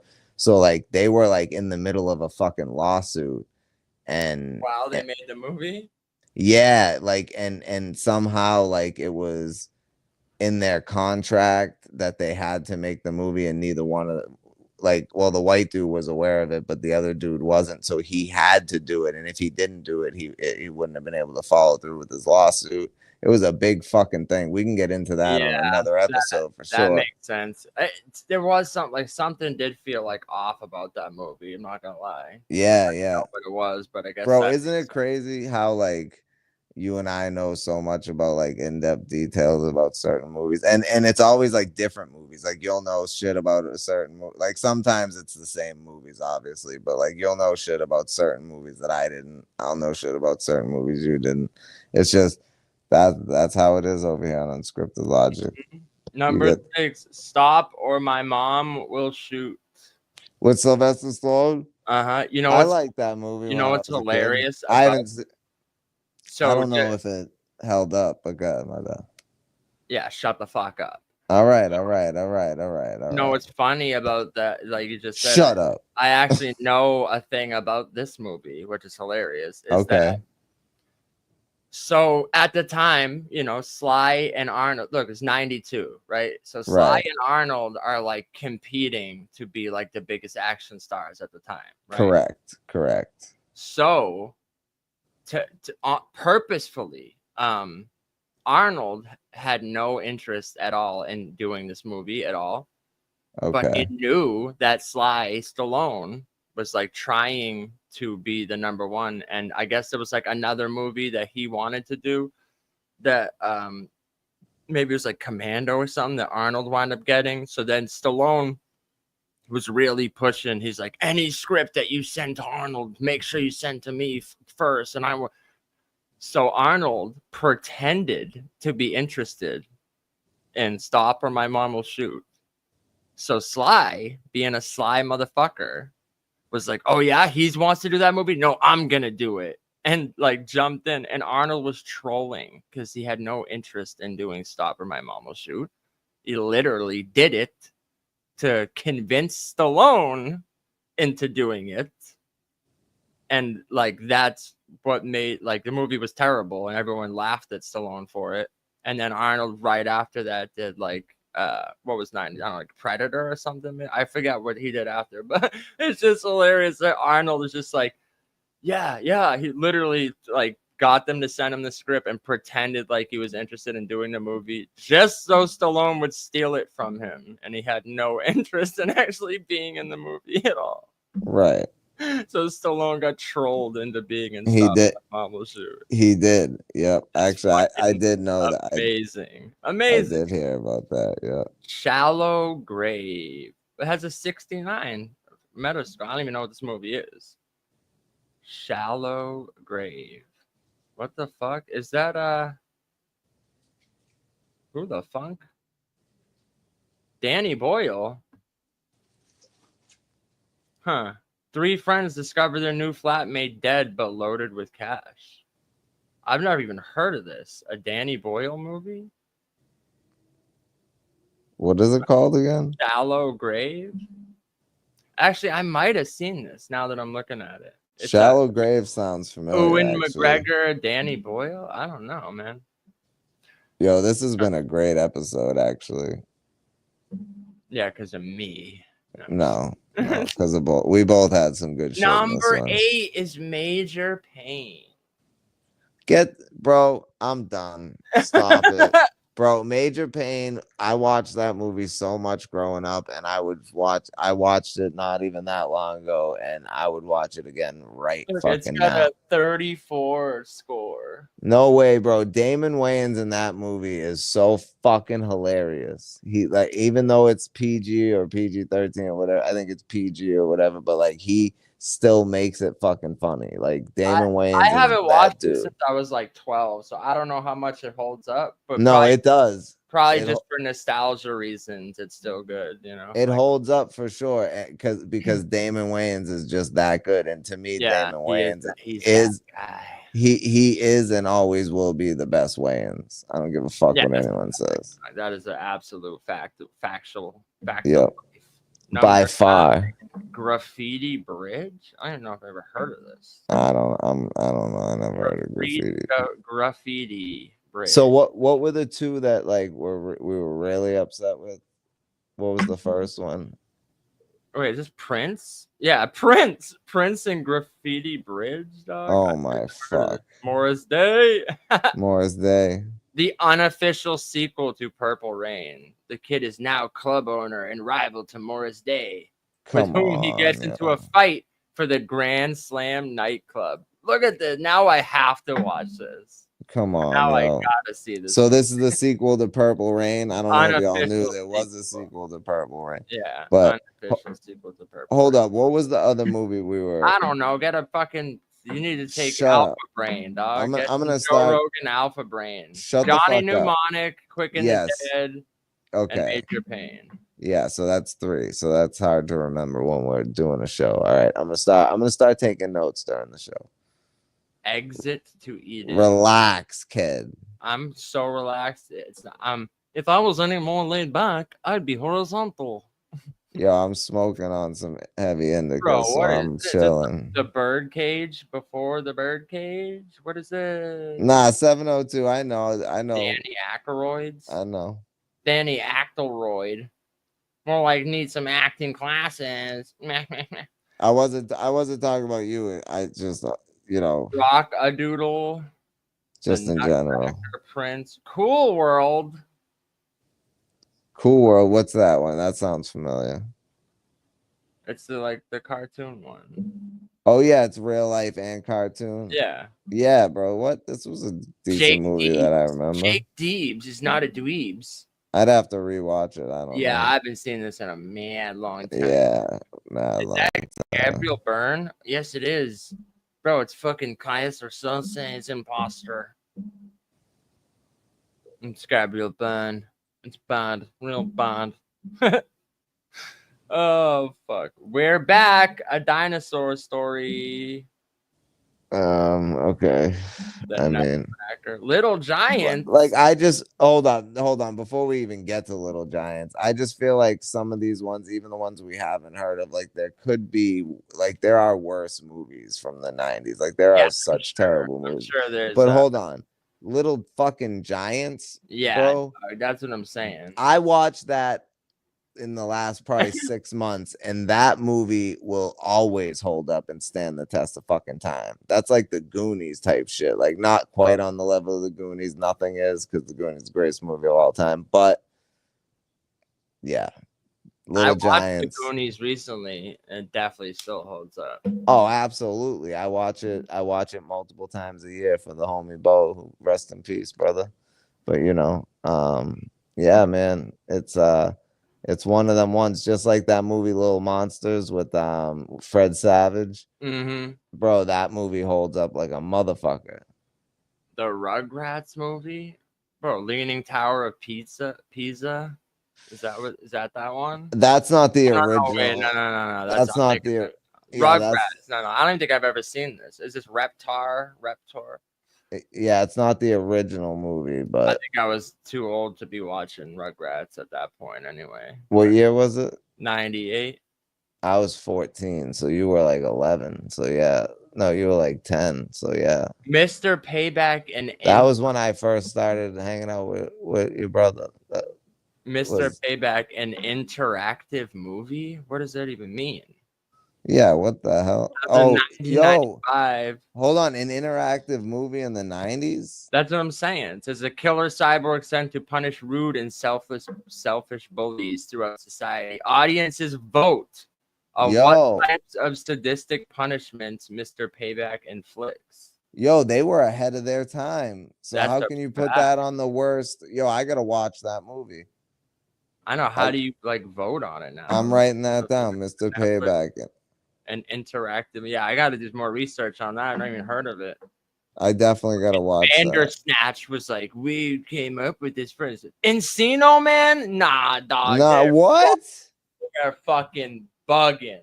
Who made this list? We's in the yo. No, I'm just kidding. A-Fan? A-Fan, for real. Yeah, A-Fan. Nah, I gave Yo-Yo props for his list because that's his list. But A-Fan's list was just ridiculous. Like, yeah, especially the fantasy card. But this is terrible. Encino Man is a fucking classic, dog. Classic. What was it called? Mr. Payback, a virtual, an interactive movie. Oh, it's on an interactive movie. Well, I'm not on the screen. Yeah, you're not on nothing. I'm on weed. I'm on weed. Bro, an interactive what? I'm just kidding. I'm just kidding. About to boo you. Oh shit! I love the scene where he's like, the guy comes up to him because he's like, "Oh, you talking to my girl?" And he was just in the Spanish class, and the only sentence he knows is he's like, "The cheese is old and moldy. Where's the bathroom?" And the guy's like, "You're right. She ain't even worth it, dog." I fucking love that. That movie's a class. Yeah. Ghost Dad. I used to love that movie when I was a kid, but I have not seen it since I was a kid. Yeah. I don't feel like that would hold up. And also Well, it's Bill especially- Cosby. I Yeah, say, especially knowing what we know about the Cobbs. I'm not watching. I'm not supporting What the anything. Cosby? Oh, what the Cosby? 3 men and a little lady. Yo, DME, GHB, and Bill Cosby. Bill Cosby. Oh my god. Oh shit! All right, what else do we got on? Who made this list again? Did It's you on say? IMDb. Yo, that is the fucking worst. IMDb and Rotten Tomatoes is terrible. I know Sigmar said like Rotten Tomatoes is just like fans giving their opinions, but it doesn't matter. It doesn't matter. As a website, you should. It's every movie has 2 scores. There's the critic score, and then it has the audience score. Right. So there it does. Not just fans. I mean, they could. I agree. Yeah, critics are just random fucking internet critics that have right. no It has the popcorn meter or whatever, but then the tomato shit is the critics, and they've given so many great movies such shitty ratings, including Wonderland with fucking Val Kilmer, which is an 80 because they don't need to any 90% They don't movie. need any credentials anymore to be a fucking. Well, I'm telling you right now, and Pablo knows I've been saying this. I am going to create a channel to combat these motherfuckers. Billy Madison is 16. Yo, I'm actually not mad at that being on the list. I'm not mad at it being on the list, but you can't deny it's a classic. The masses love that movie, whether you or I or anybody else likes it or not. It's a cult classic. It really is. Yeah. So definitely you can't. doesn't hold up these days, but But people still, hold it dear to their hearts. I watched I Now Pronounce You Chuck and Larry. I never seen it ever. What? I seen that when it first came out, and I just fucking watched it the other cried. day. I think Adep was up here and he was saying, Yeah, me and my girl watched, we were laughing. So I was with my girl, I was trying to find something to watch. I think it's on Netflix right now. That movie is actually hilarious. Hilarious, bro. I've watched it probably like 5 times, 6 times. It's such a funny. It's one of those movies like you could just see. And the cab driver's like, "Oh, fucking queers." They're like, "What? What?" He's like, "You want to get your teeth bashed in?" And he's like, "You want me to get nuts? You want me to get silly?" He's fucking slapping him in the face while he's driving. Oh my god, yeah, there was a lot of funny parts in that movie. It's a circle. It's a circle, and I don't even like Rob Schneider, but I know, but he's sometimes when you give him the right fucking role, and he's that little Asian dude, it's a circle. That shit's so funny. And then he's like, "Oh, could you slap me?" And he's like, "You couldn't handle it, little man." And the part 2 with Dan Aykroyd, and then he's like, "Which one's your boyfriend? Which one's your?" He's like, "No, my wife. My wife." He's yeah, like, my wife. Which man is it? Which man is it? My wife. I'm not. No, that movie's hilarious. Jury Duty. Jury Duty. Well, I mean, Jury Duty is not one of Pauly Shore's best movies. No, it's not, bro. It's not. But it's not bad. But whatever. I could see that being in there. Yeah. G.I. Jane should be in there for real. Basketball Diaries. Nuh-uh. Yeah, dog. Stop it. All right. Stop it. You're lying to me. I can't see it from here. Hold up. It's at the bottom of the screen, son. I know, but it's small for me. What? I'm on my phone. It's small for you. I'm on my phone. Hey, I got people that can vouch that it ain't small for me. What?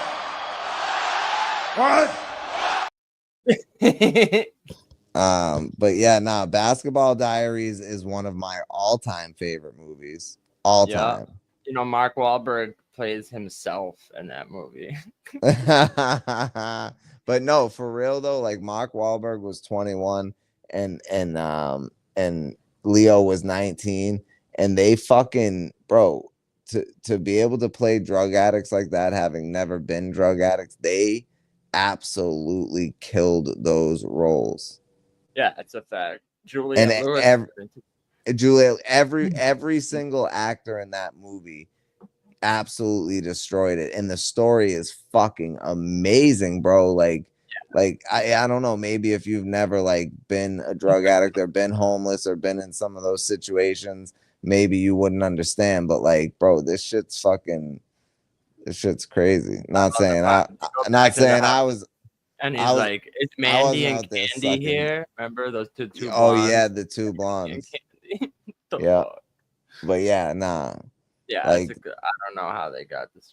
The bro, pebble. that's the- like putting Scarface in there for real. Like, what are you talking Wow. about?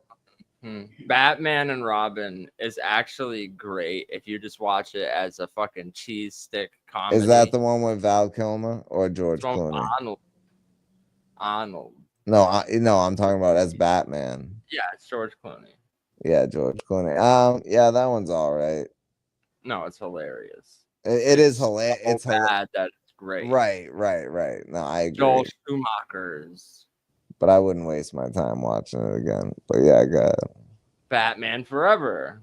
That's the one with. Is that the one with Val Kilmer? No, that Batman Forever. Yeah, is the one with Val Kilmer. Well, yeah, with Val Kilmer. That's an all right one. It was cheesy too, but it had all the villains in it. You know, I don't know. I feel like that one was forced, and they were just trying to like Michael Bay it and fucking as many villains as possible and just cram as much shit in as possible. Yeah, they Schumachered in too many villains.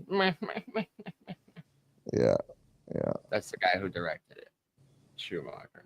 They shoot at Party Girl. That's what A-Fan calls a Saturday night. Bro, there's literally like 5 classic movies on this Parker list. Posey is Party Girl, rated R. Bro, this Party Girl's bailed out of jail by a librarian godmother. To repay the loan, she starts working at the library and gradually turns her life around.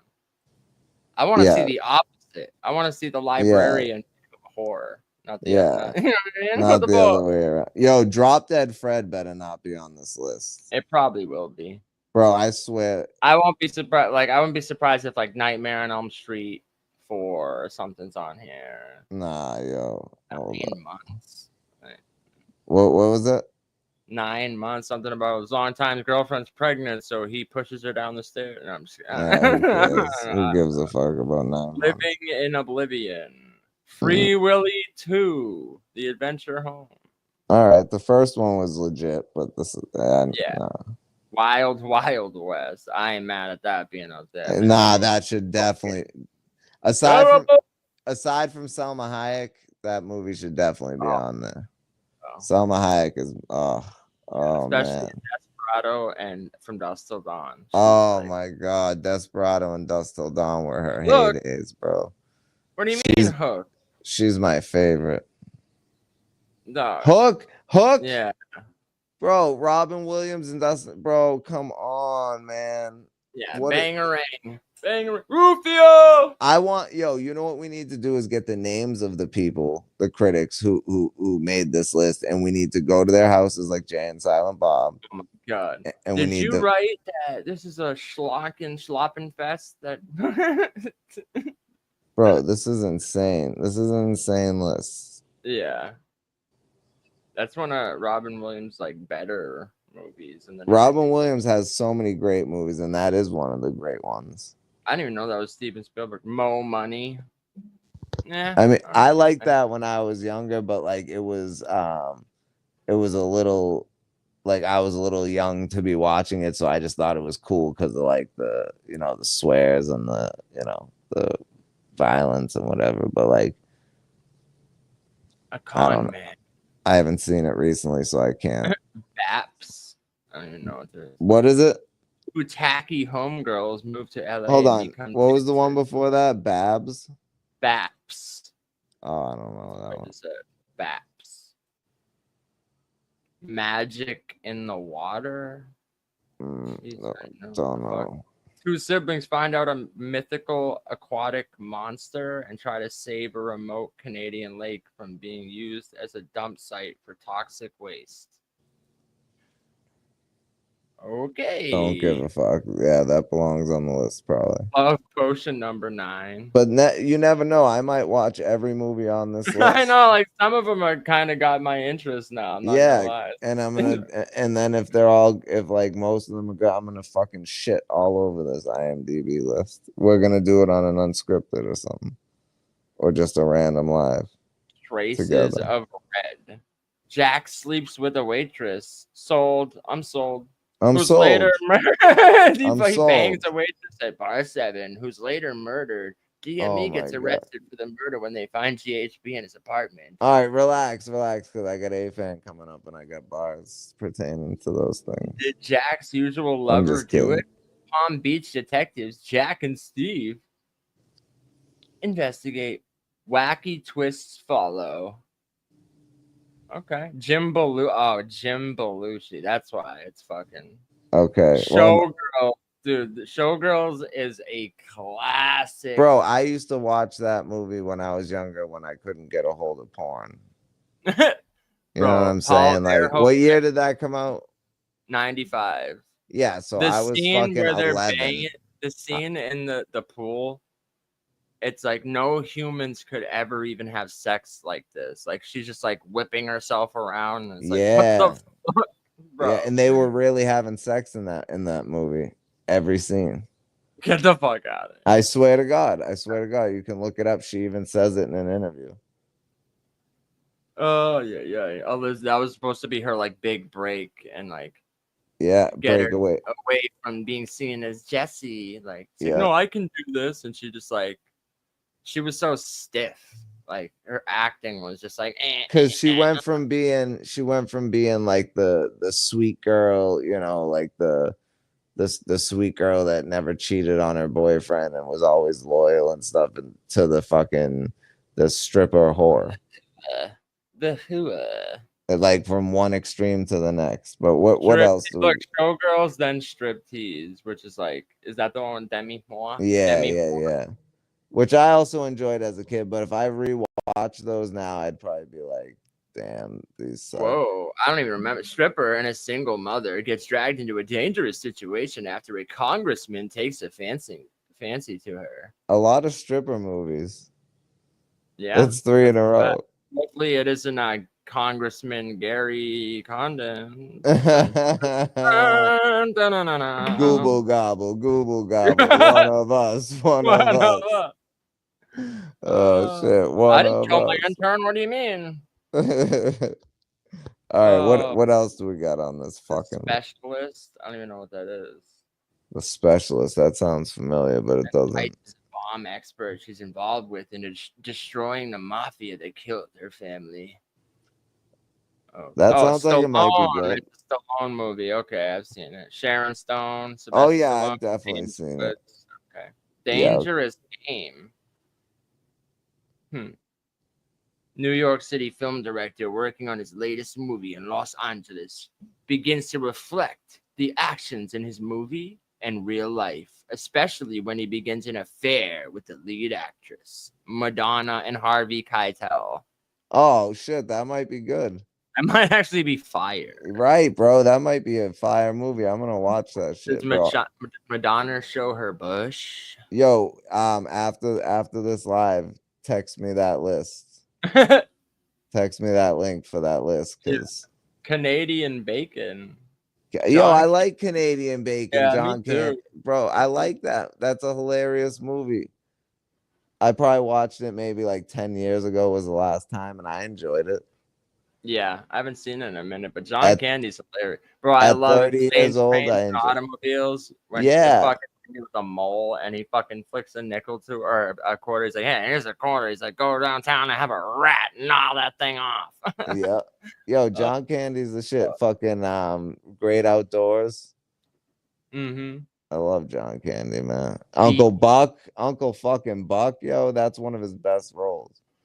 Being Human with Robin Williams, John Turturro, Bill Forsythe directed. How could that be bad? What's it about? A man blunders regarding his family and are told and retold through different eras in history. Okay. I'm intrigued. Yeah. You got Assassins. Ain't no way. No, come on. Dog. Sly Stallone, Antonio Banderas. Are you serious? Assassins, Bro, it's got Social Assassin. It's got Loso BXMY. facts, and we got kick fucking ass the whole time. Julian Moore. Yeah, me and Loso BXNY kick ass the whole time. Directed Left-handed. by Richard Donners. Yo, nah, that's a fire movie. I love that movie. It's a great movie. I haven't seen it in a minute, but I know it holds up. I know it does. I know he goes to the funeral with the cast on his arm, but it really is a gun. And then Antonio Banderas is like watching. He's like sniping him out, and he's like, "Oh, you want to play?" Yeah. But I yeah. saw what the next one is. This is come on, fam. Dead presidents. Get the fuck, bro. When you say some of these, I feel like you're joking, but I know you're not. Like what? Dead presidents, man. Albert and Alan Hughes, Lorenz Tate, Keith David, and Chris Tucker. Yo, that is one of the best fucking movies. It's got Bokeem Woodbine. The only creature. The only thing is I do feel like there were it is a long movie, but like it's not like super long, but I do feel like there were like parts, like transitions from like one. You just sounded like crazy pause. Like not that long, some parts. Shut the fuck up. He said trans, like yo. Shut the fuck up. Hey yo, and it's kind of small for me, pause. All right, whatever. But I'm saying like I just feel like there's parts in the movie where they do transitions to like the next scene or segues to the next scene to the next like even like time era, and they could have did it a little better, and it would have made the movie a little longer, but I feel like that would have been 12 and a half minutes of clunk, and it's not all in one spot, it's like throughout the movie. Yeah, there's like random minute and a half here, random 2 minutes. The first act, there's a part in like the first 15-20 minutes that might have like 5-6 minutes extra of unnecessary shit. Yeah, I'm not saying it's the best movie from the 90s, you know what I mean? But it's definitely should not be on the list for the worst. It's definitely one of the better movies. The first hour and a half of the Deer Hunter is like fucking intolerable to me. Well, the movie's amazing. The first time I watched it, I was intrigued because it shows you the friendship and the relationship between the people. Yeah, what makes it hit. I just feel like, but after the 5 minutes of it is just completely unnecessary. The wedding scene is too long. That's like a 45-minute scene itself. It's fucking so if you watch Deer Hunter, like definitely just watch. I just pop in the second tape.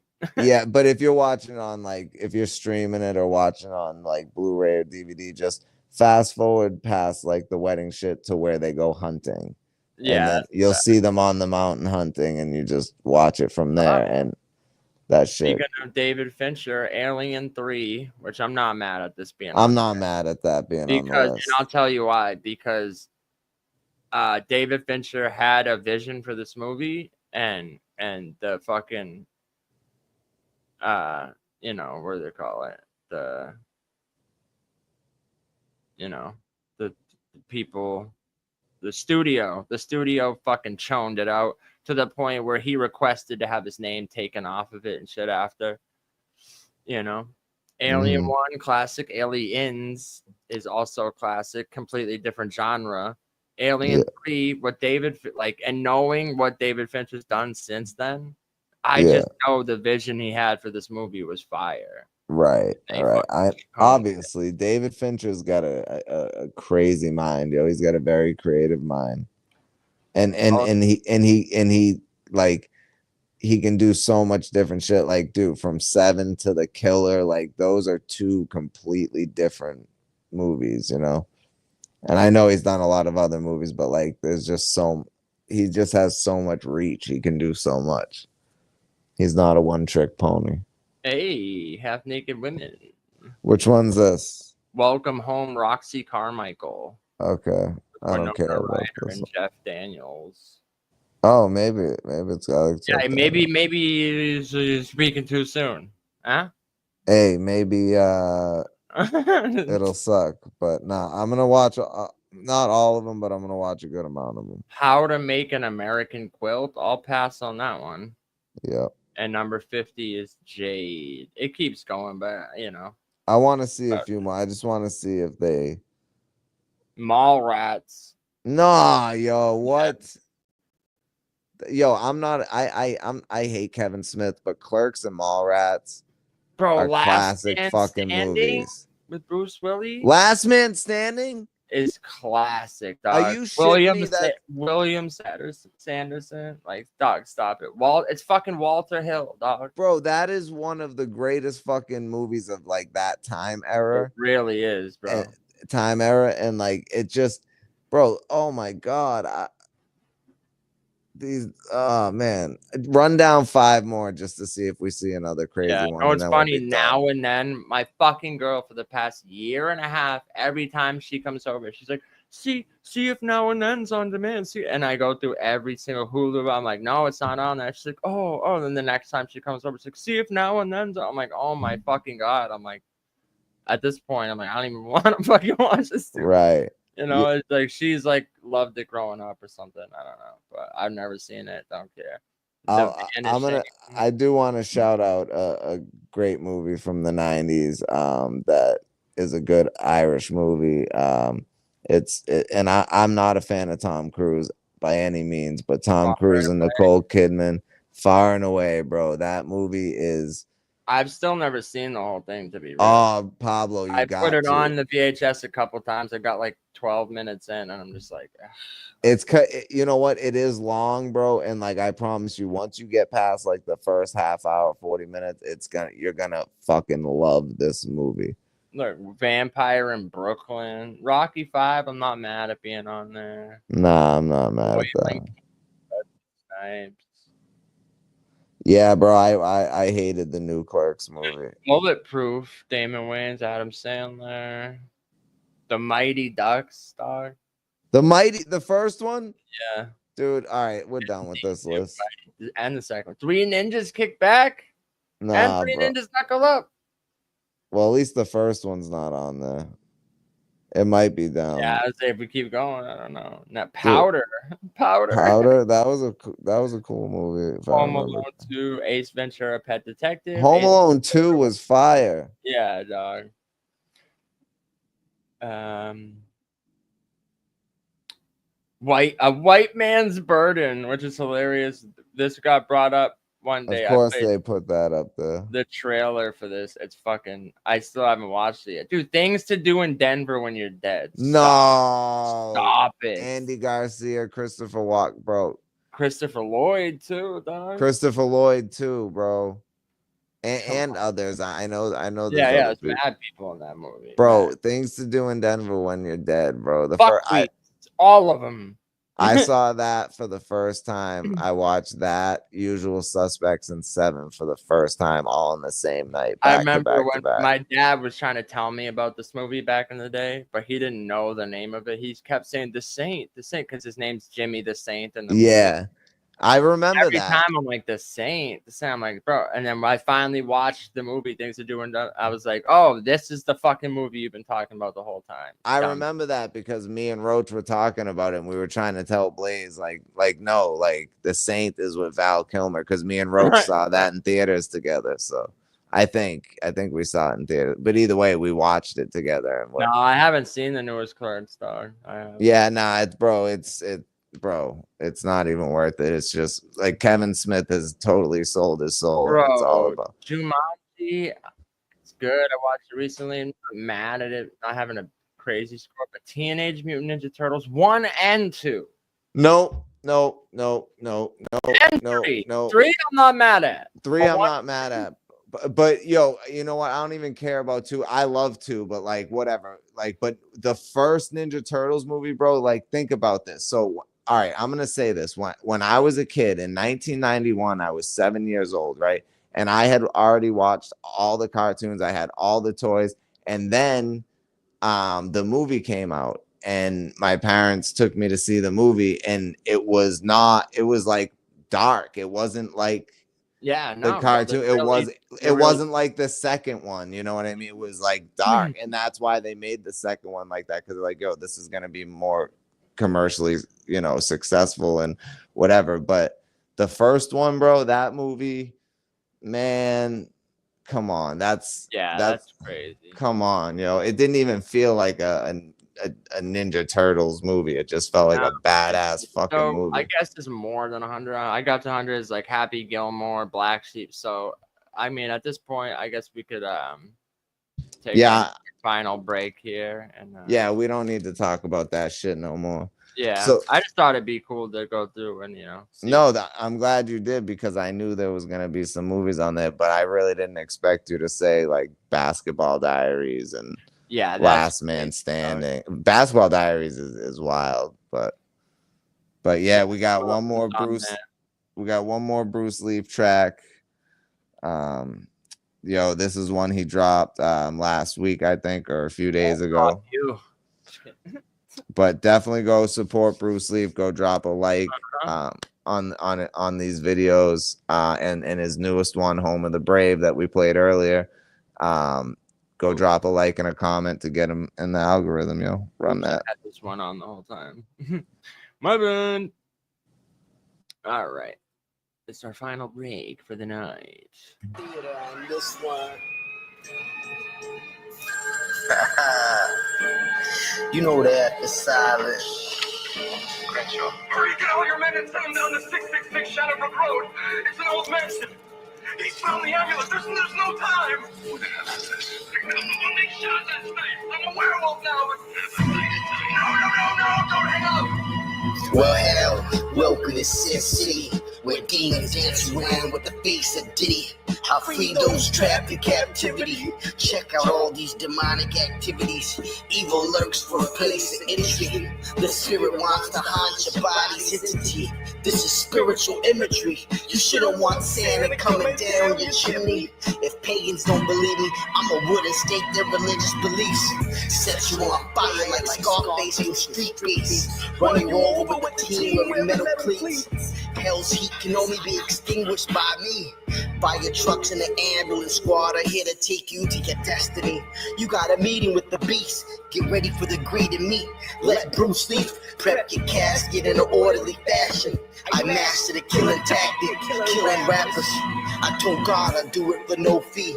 Just keep my garden pest free. It's hard when I'm surrounded by maggots and fleas. These sinners are like vampires in a blood-sucking leech. If a witching hour is at 3, I'll catch you 30 minutes after to make it an official 33. I'ma burn your whole entire family tree. And every last walking zombie acting oddly. No Halloween party, just the opposite of godly. Take my offering to the table of the autopsy. A cleanup for hire, lock your property. No privacy screen can hide what I see. Hail Mary, full of grace. I am straight at your ceremony. Silver bullet through your chest plate. I got devils running away. Backpedaling in a figure 8. Fucking snake, your oral burst. I watched the tail get ate. The horror is great. I stress nothing when I take lines, mate. This film is brought to you by Lionsgate. I'm leaving you dead right where you came for acting brave. And there's a price to pay. I admit, the admission is already paid. Light bearers can't see living in a dark space, so they illuminate. Too bad I'm not afraid. I go to war with the wicked are slain. I took the eye of horse, had him looking like Method Man. I came to bring the pain. Blood's my favorite paint. Somehow I keep my art in frame. You're just a pawn in the game. In my palm I hold a grenade. Sit calm, let me show you how to rage. I stay raining on parades. Put this in your jukebox and push play. I brought a mirror to reflect on you fakes. I'm a groundskeeper who keeps digging graves.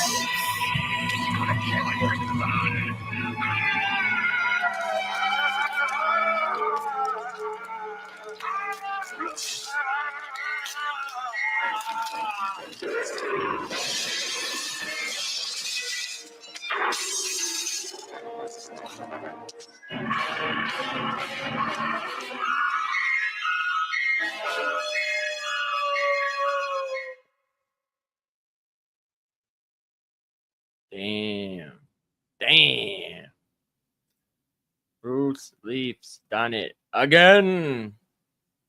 You don't miss. You don't miss this man. Yeah, that's true. I forgot. So we do. Oh, let me switch this again. I fucked up. There we go. I forgot to mention early on Greg the Great versus John added to the ring card. Fire. We gotta update that flyer also. So we got this. Yo, 2 times. Killers Row. Greg the Great versus John added. It's gonna be filthy. Yes, sir. Greg the Great versus John, yo. And look, the turnaround from, and shout out to Rap Ref for getting this shit going. And I liked what he was going for with bringing in new artists and stuff like that. But like, there's just not a lot of new artists coming in, and when they come in, they're coming in under like Adept and Yo-Yo and stuff like that. So like, they have a good showing over there. We give them an opportunity here, and if there's new people that want to battle here first, that's cool too. But we're also trying to book battles of this magnitude, like a Nightmare J Pyro versus Pablo, like a Yo-Yo versus Rob's title match, like a John versus Greg the Great. Like, y'all don't understand. Like, when we booked this card, we had Miss DNT versus Captain Tenno, and then we had Pyro versus Pablo, and then I would like, we were in talks with John and Innovate, and we wanted to get them on the next card, and things just fell through with that. Nobody's fault. It just was miscommunication, but we were not stopping until we got John on this card. Yeah. That was like a big deal for us, was to get John like, because I felt like if we didn't get him on this card, like by the time next card comes around, like he might not been feeling it at the right. So you got, and there was opponents that he asked for, and we tried for 2, and they weren't. One of them wasn't interested at all, which was Loso, and then the other one wasn't available for that time, and then Greg the Great was, so that. Yeah, and Greg the Great accepted it without even seeing a John battle. He said he's never seen a John battle, and we told him, me and the chat told him what it was, and the people up on the panel told him what it was with John, and he's like, okay, we'll see. And but Greg's a confident dude, and like, he has every right to be, man. He's cooking, but he does have a battle the day before that John battle, and also the John versus Greg the Great is 3-minute rounds. If I'm not mistaken, that's what, because I asked them, do you want 1 or 3 rounds? And I think, they said, to be real, I think the Rap Ref performance is probably my favorite one from John, and that was like when it was only 3-round battles, right? So I think it really gives. John's the type of battler I feel like 3 rounds is perfect, because like he'll do some roasting and funny shit, but I always think when it's 1 round and it ends, I always feel like I'm like, like I wanted to hear more type of right. shit. You know what I mean? They're actually 2-minute 30-second rounds with a 30-second grace period. With 3 rounds. That's what we're not cutting anyone off, because we know them too will. Me and Rio is 2:30, like 3 cut off. That's why my rounds are like 3 minutes and his are 6.5. Right. Facts. Yeah. Give me 2 seconds. Yeah. Take your time. So pick it up. Going down June 7th. Social Assassin versus A-Fan. Froku versus Nat King Kong, and my boy Captain Tenno versus my other brother Kid Dangerous. So they both part of the team. They both part of the ring team with me and Pablo and Rob's. Like that's the team right there. So we're not looking to take any L's, but in that battle, pick it up 3, Captain Tenno versus Kid Dangerous, someone has to lose. But 2 people that rep the team will be walking away with W's that night. Me and whoever wins versus Tenno and Kid Dangerous.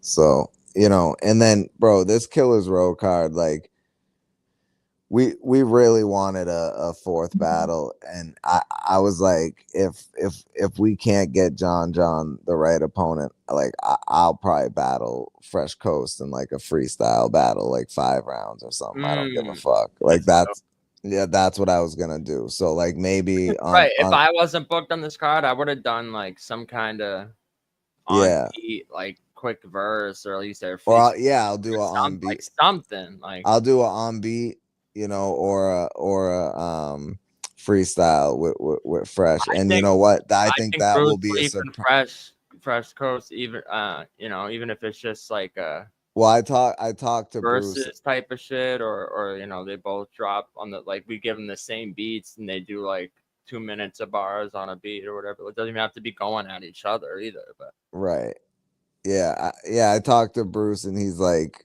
you know, he's gonna be waiting a little bit before he does anything like that, you know. Right.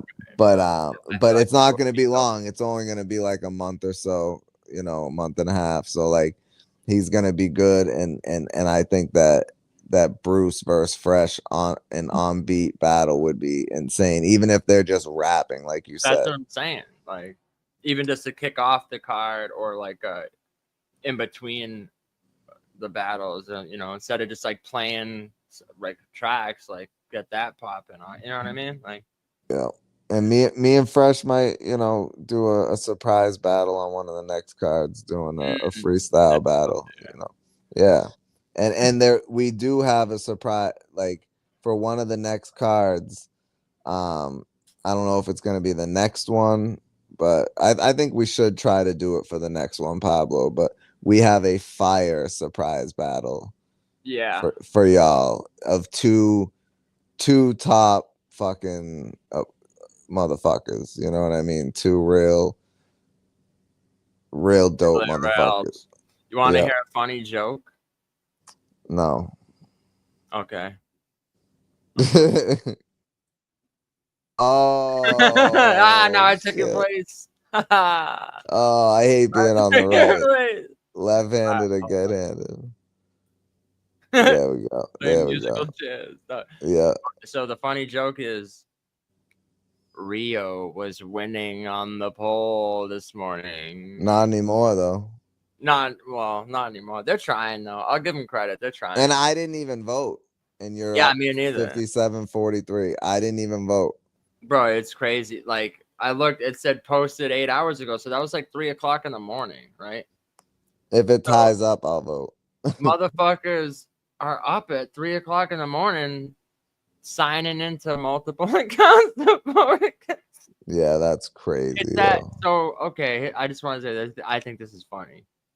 Disaster and Uncasa was at like 21 votes before. I think it's like 23 now. My battle, 38 votes. Right, I saw that. I just think it's funny. All my battles always get double the amount, which really all they're doing, because I still have never lost a poll. Right. Ever. So now let me ask you, even the Reek one, I still won. So all they're doing is showing to me that they're really not even close. Now let me ask you to do that. But hold on, I just want to say one more thing: is that all of mine get double the amount as everyone else, even a disaster versus Uncasa. And you're telling me that people have more interest in a Pablo battle? That's all you're making it look like, is that people have more invested in a Pablo battle than disaster versus Uncasa. That's all. Because I'm still winning the poll. I still won the money. Probably still gonna win performance of the night. Like, I don't get it. Literally, like, what's the accomplishment? And all I just imagine is these people hanging out. They're at home. They got like wives and kids, and they're ignoring. Not now, honey. I have to make it look like this kid lost a battle. He clearly won. Right. That's crazy. What? Like, nah, that's crazy. It's fucking insane. So like, even get out of it. So do you think that this is a 2-part question? So do Okay. you think that you versus Reek is virtual one rounder of the year so far? And do you think that you versus Rio is body of the year so far? It's hard to say body with what happened to Innovate.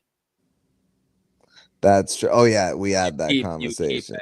you That's keep right. that happen. But one rounder of the year, I'd say so. The only other one in contention, I think, would be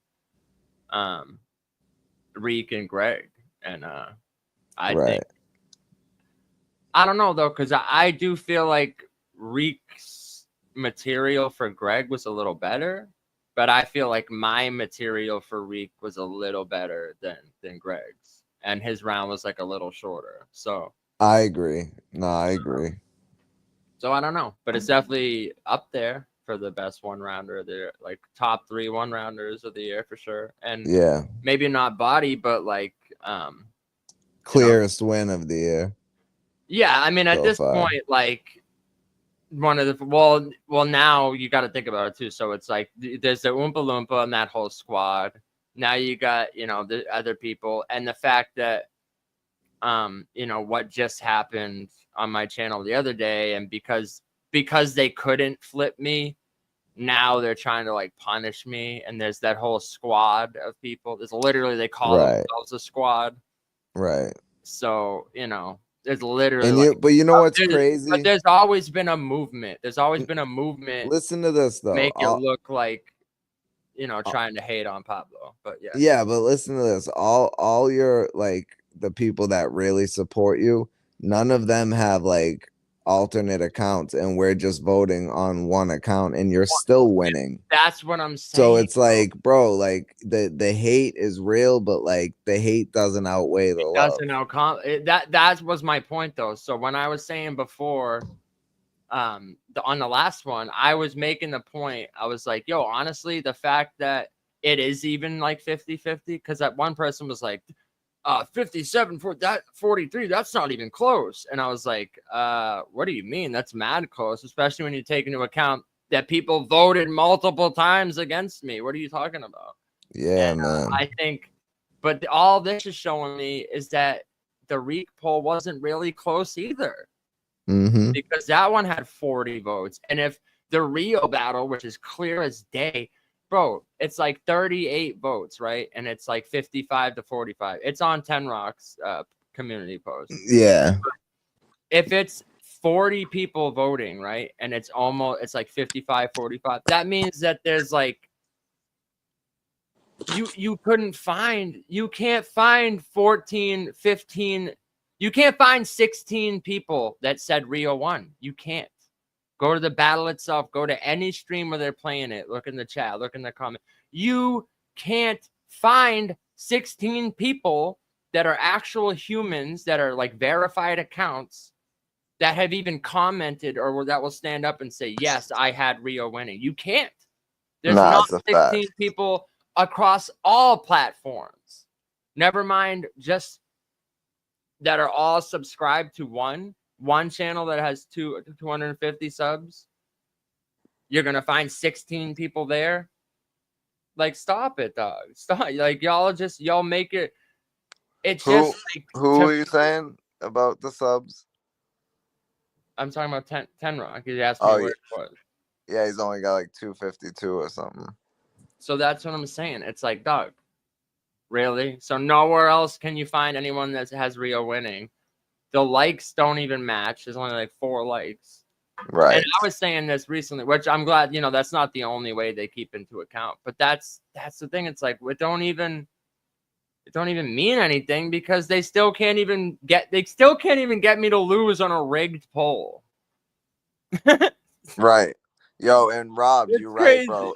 No disrespect, but like it really was like a 3-0 and clear as day. Like not even close. No hate. Not even a round. There's not even a single round that's close. No hate to Rio, but like Pablo is just a better all-around battle rapper and rapper than Rio. And honestly, I don't feel like there's anyone here in this community, and a lot of main stage battlers, I don't think can beat Pablo.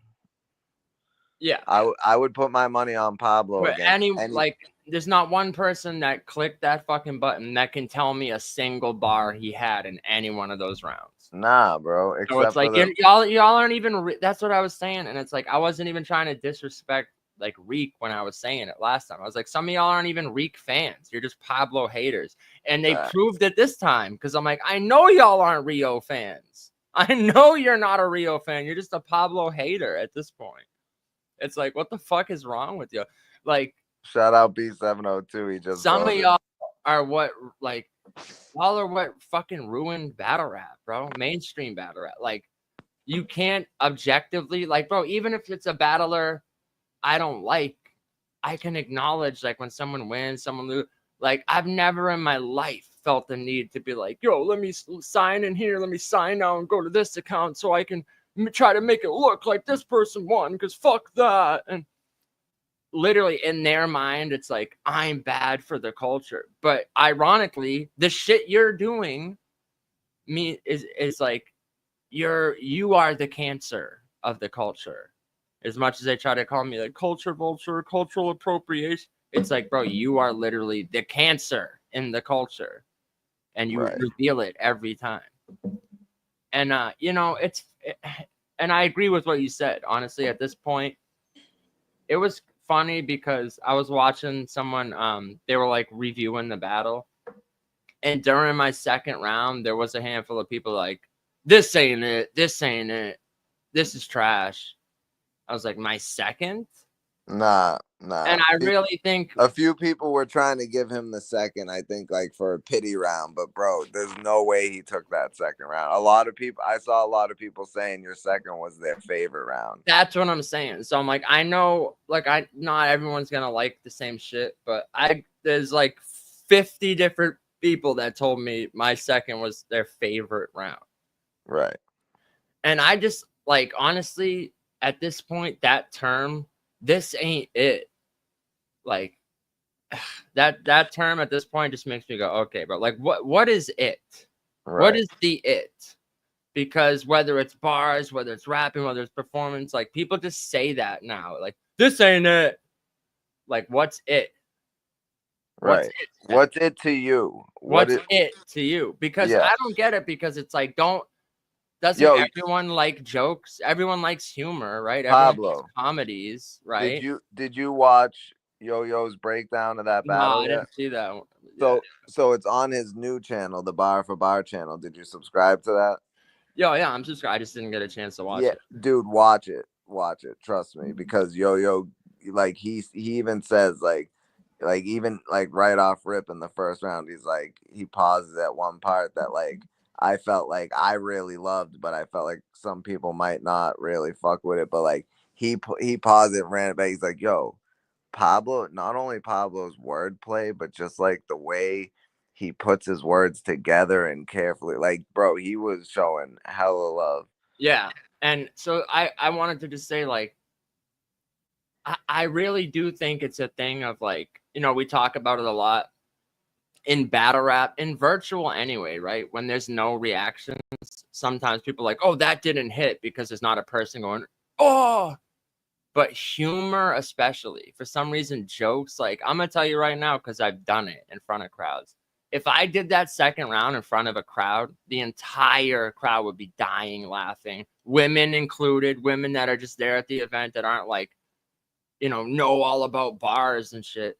And the thing is, when they're around, if other people were laughing, or there was like a fucking laugh track, or if there was a crowd, if like Adept and HB were on there and laughing at it, these same people would be like, it would hit more for them, I feel like. Bro, I've used a lot of jokes, and you know that. And like, bro, laughing is contagious. So like, one person laughs, like mad people laugh. That's what I'm saying. Bro, and I think I used to control crowds with that shit and win battles just off of fucking jokes. A fact. But for some people in virtual, I think the fact that there's no reaction to it, some of them are like, that didn't hit for my brain. There's no laugh track. Some people do, even though it's a rap battle. And the same people, they'll watch two people on a panel roast each other, right?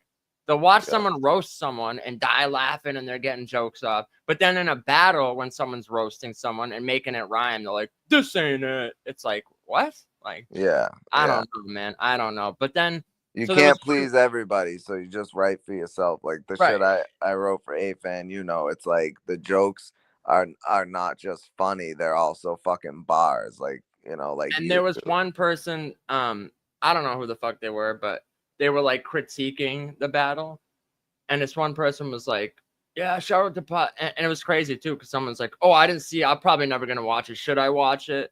And Temrock's like, yeah, Pablo's one of the best here. And I was like, is he? Because I've heard some people said he's good, other people have told me he's trash. Okay, like, so see for yourself. Going around and first of all, yeah, it's like, okay, first of all, it's like you can't just watch about. I'm probably never gonna watch. And then I'm like, who's running around like Pablo's trash? But like, not only that, bro. If some people are telling me, yo, he's fire, some people are telling me, yo, he's trash, I'm gonna be like, yo, I gotta find out for myself, because that's a fact. Dude might be fucking super fire. Like, so then Tenmock played my first round all the way through, no pausing, not reacting to it or anything, right? And this dude's like, right, crew. He goes, yeah, his pen's crazy, but and then was like, and like, I'm not against critiques. And here's the thing. And anytime someone has a critique, I'm like all ears, right? I'm sitting Pablo takes criticism well, even from me. And you can see on my own streams when I play my own battles back, I'll be the first to tell you my energy was off in the clip battle. I could tell you like the against the Oompa Loompa, there was parts where I was like rapping a little too slow. I'm like, I could have done that a little quicker. Like the transition periods in between some parts, I'm like, yeah, that was like a little too long. I'll be the first one to tell you, right? The first round versus Rio, there's nothing wrong with that performance. He was like, it's the conviction. It's the conviction. It's not hitting for me. Like make me believe what you're saying. And I'm like, the Rio battle? I'm like, the first round? Like, I'm like, oh, if you said that about like the clip battle, the second round in the clip battle or something, I'd be like, I see what you're saying. Even I gave Pablo shit about that round in the clip I'm like, battle. bro, there's no way. I'm like, the first round against Rio, the pacing's on point. And the dude even said, he's like, the pen's crazy. He's like, your cadence is on point. I'm like, okay. So I'm like waiting to hear. I'm like, what's, because he's like, something's off about it. So I'm like, I want to hear it. Now I'm sitting on the edge of my seat. I'm like, okay, tell me what's off about it so I can fix it. But they can't. They can. Here's my problem. People that critique, I actually get intrigued. I'm listening. I'm like, yeah, please give me the criticism. What is off about it? Because I hear that a lot. They can never fucking elaborate ever. One person will be like, it's the conviction, and then another person's like, no, his conviction's on. And I'll be the first to tell you, bro, my conviction. Look up the definition of conviction. Facts. Pablo's conviction. I have more conviction in my delivery than anyone else in virtual, period. And bro, period. Like the cadence switches and like bro, you do everything. Metaphors, you do the multi, you do literally every aspect of battle rap, and you intertwine. Here's the thing, bro, and crucial. It always comes back to, I go, they must just not like the tone of my voice. Because one person was like, no, it's the flow. It's the flow. And I'm like, the flow? And it's almost like, what, they want me to rap it like Innovate? Right. Like, and here's the thing, like, they love Innovate. Does he rap with conviction? No. They'll be like, yo, Clip was on a run last year. But then I watch like Clip's battles and I'm like, his flow, like he breaks up the flow of the same way to land certain wordplay and shit. And I'm like, I'm comparing myself to these other people that I get this criticism and they don't. And then I look at them and I go, what's different here between them and me? And I'm like, there isn't. And then I realize, I go, oh, I could be flawless. And that's when I finally understood the JC line. People will criticize the form when the shot perfect. Right. It really is. And I'll tell you right now, because I watched not only I watched the Rio battle, I listened to it in headphones while I wasn't looking at the performance.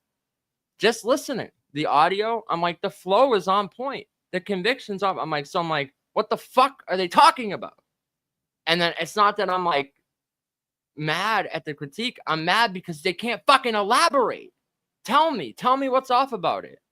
And that's what it is. It's the tone of my voice and that I'm white and that's like, what it is, bro. It like, really is, because it's not like you can say said. You don't like my style, or some people want me to like, yeah, he needs to like rap it more. And then I was rapping. Like this part where I'm rapping it. But like do they not get that for certain lines to hit, right? Like when I said the metal blade and the edge serrated, you're gonna finally get what you've been desperately craving from the white man. This is your reparate.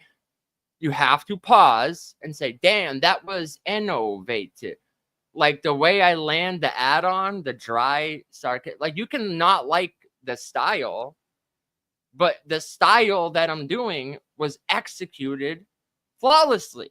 Yeah, and here's the thing. Here's the thing. Like I've been in battle rap a long time, just like a lot of us. So like, you know, the racial divide has always been there, but I feel like in virtual, ever since I came into virtual, it's much worse than it's ever been. It really is, because when I go and battle in person, like the politics, you know, the thing about in-person leagues, it's always politics that are whack.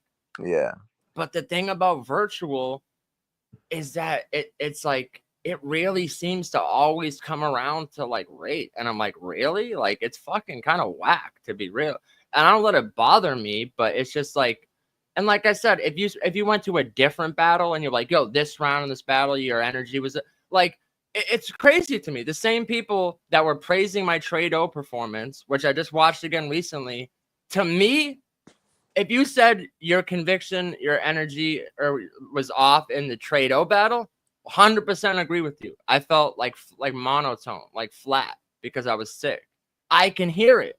But the same people that will say I went off and clearly won the Trade-O battle will be like criticized in like the third and the real. I'm like, what the fuck are you talking about?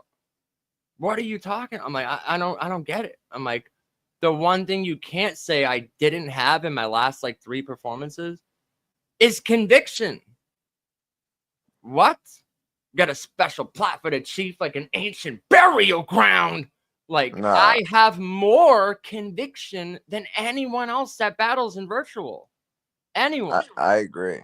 What the fuck are you talking about? And then they go flow, and then I re-listen to it, and I'm like, the flow's on point. But it's not like, it's crazy because, like, you know, with the, like, Crisis, right? They got on him for the flow, but it's like, that's just the way he flows. And then people accepted it because he just turned up the energy a little bit. Right. But then it's like they want me to rap like innovate. I'm like, that's not my style. It's not. No, Pablo's not gonna rap like anybody but Pablo. And they always give me props on the pen, but they're like, the pen's crazy, but the perform, not realizing the only reason that you think the pen's fire is because I was able to deliver it in a way where you realized how fire the pen was. Does that make sense? Yep. 100%. You know what I'm saying? Even though the bars are so fire, but it's hot. It's all in how you say it.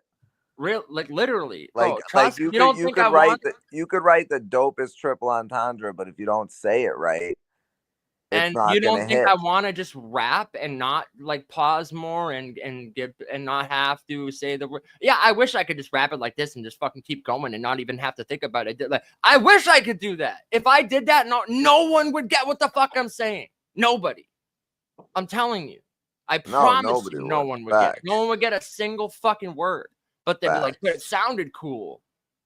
Like, what? I don't get it, dog. Like, what the fuck? But, and it's crazy because we, I think it was the Reek battle. It was like, it was premiering again, like the actual drop of it. I wasn't there in the beginning, but I came in towards the end. And, it got to a certain part, right? I typed one comment in the chat. I was like, oh, that was a triple. And fucking Maze goes, yeah, we know what an entendre is. I know. I saw I go, like, come on. Yeah, I didn't say that was an entendre. I said that was a triple.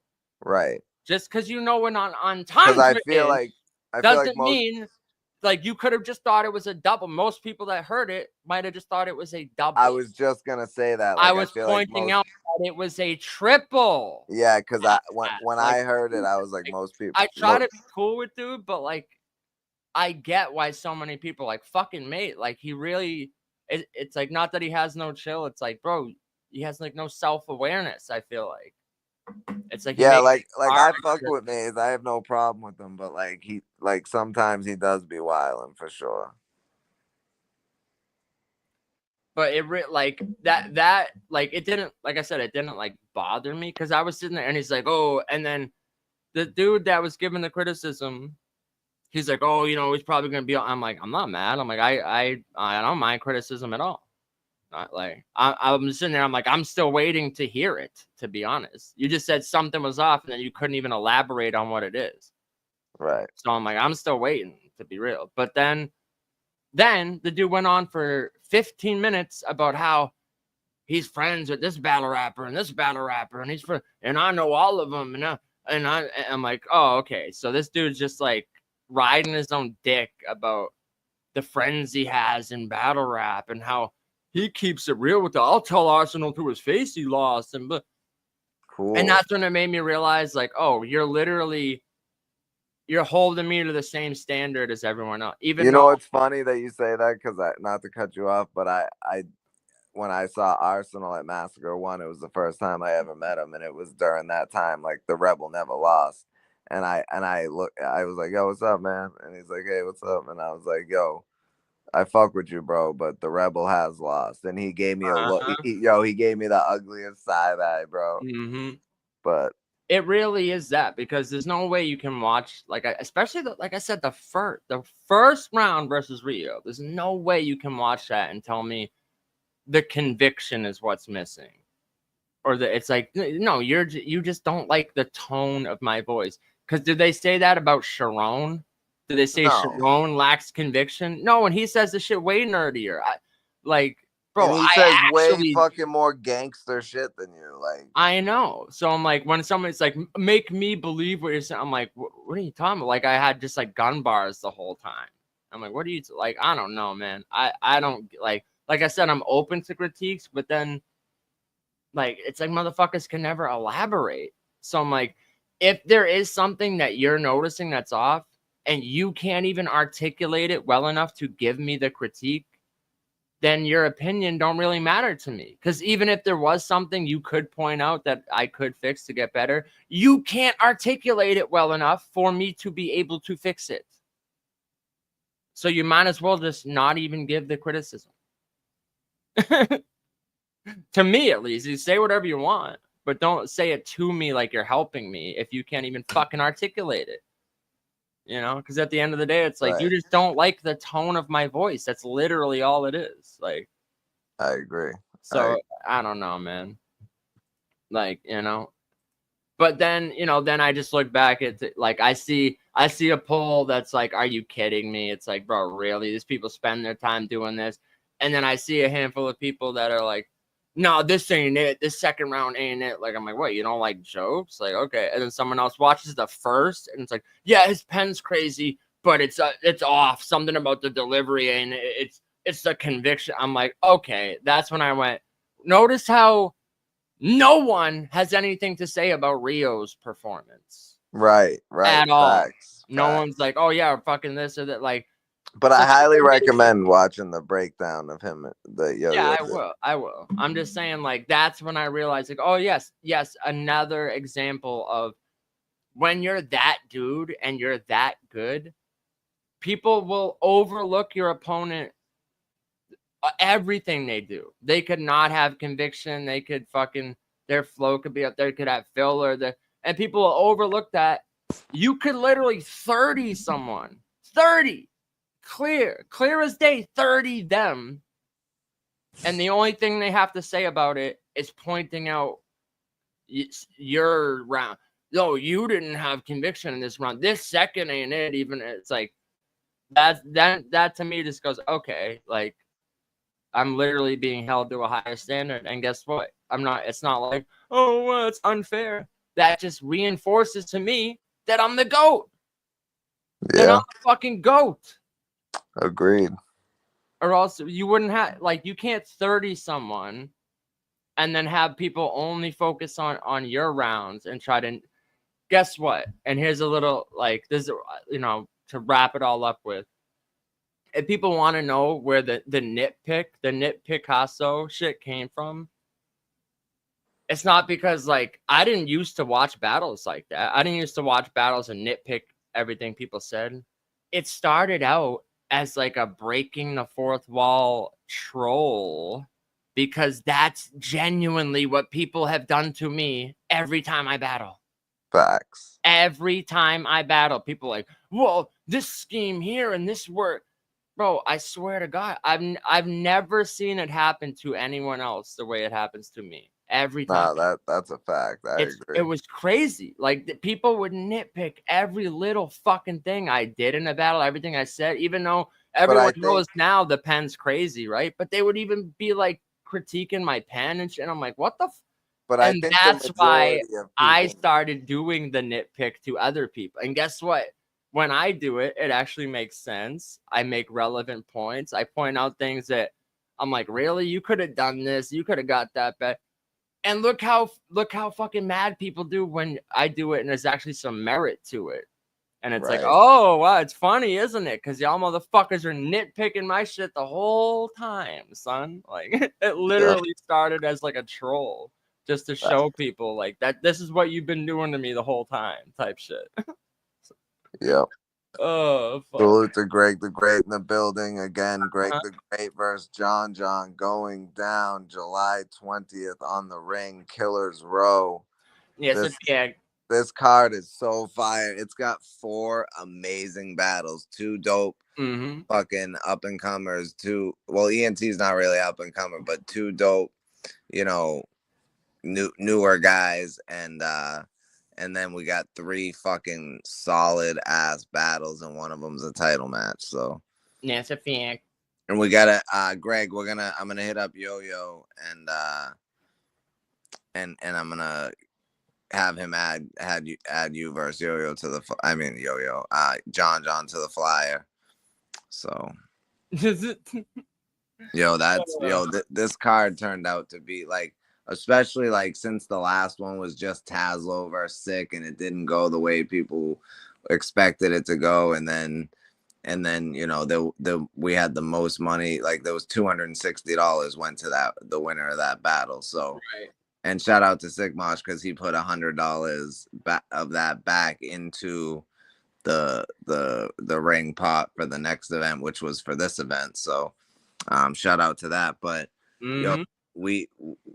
the fact that we were able to put this card together when John wasn't looking to really battle and turn down battles on other leagues, and then same thing with Pyro, and then they both, they wanted to battle on the ring and they wanted to, and we got them the right opponents, you know what I mean? So that's what that's all about. And shout out to Greg for taking the battle because he hasn't even seen a John. Maybe he has by now. Bro, that's gonna be a great battle. Bro, that is gonna be such a great battle. And Greg, when you guys were up here, you guys agreed to 3-minute rounds. Is that what it was? Or do you want to be honest, 2.5, 3 minutes? Because I know Greg has a battle the day before too. John battled Danny, and the only reason people gave it to Danny is because of like the way he ended the round. Kind of, it was like, he's like, oh, fuck, and like didn't get the last couple bars out. I still felt like John. I felt like John won that battle, to be real, personally. Yeah, but I agree. That just goes to show if you could have even debatable with Danny, like he's one of John's one of them one for real. He just has like a natural charisma that I want to see how Greg like counteracts that for real.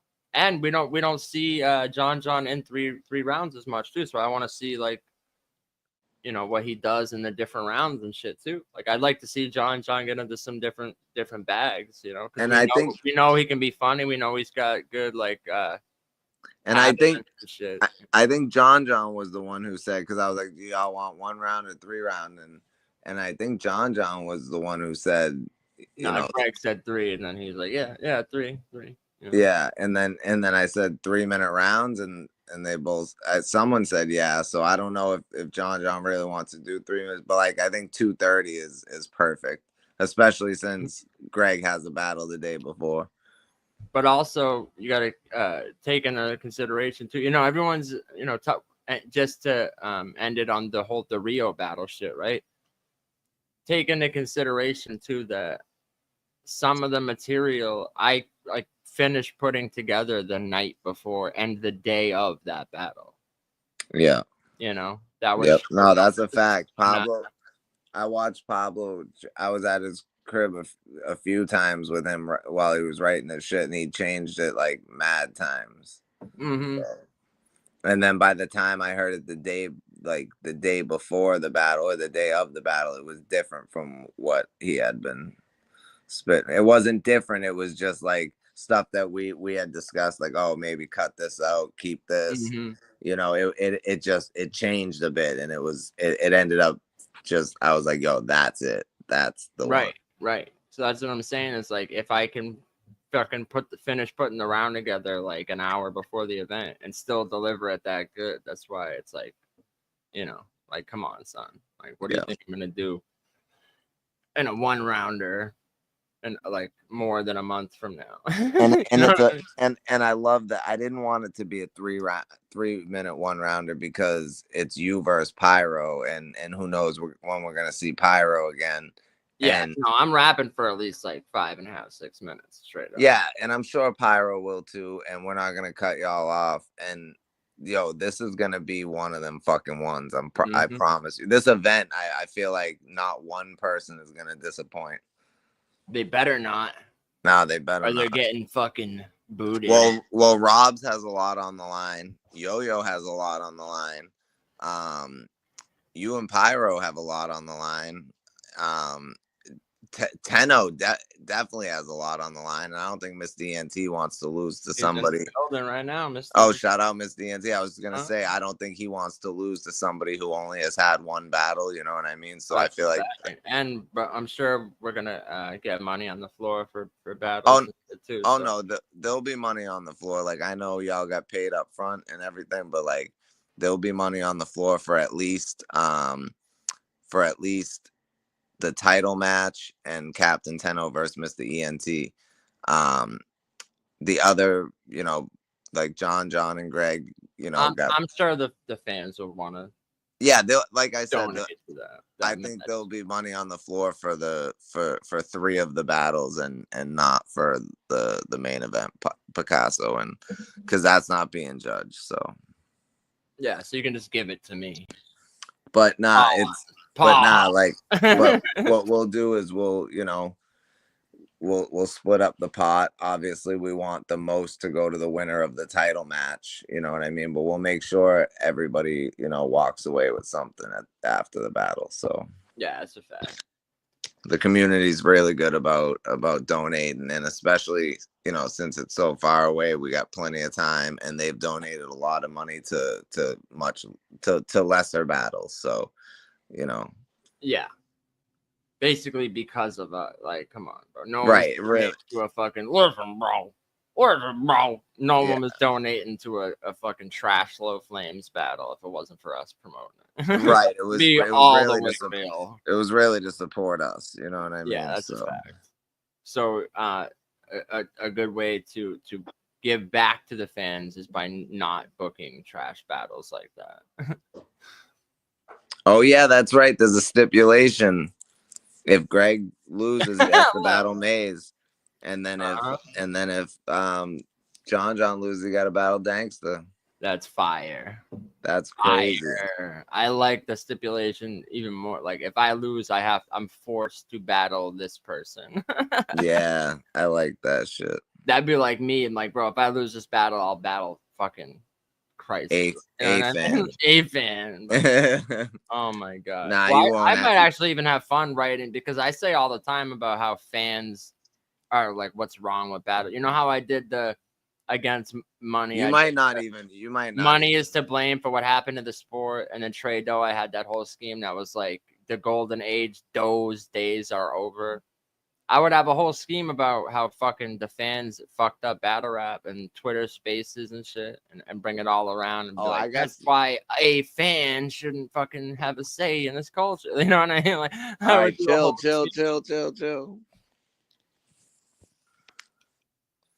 I got some angles, you know.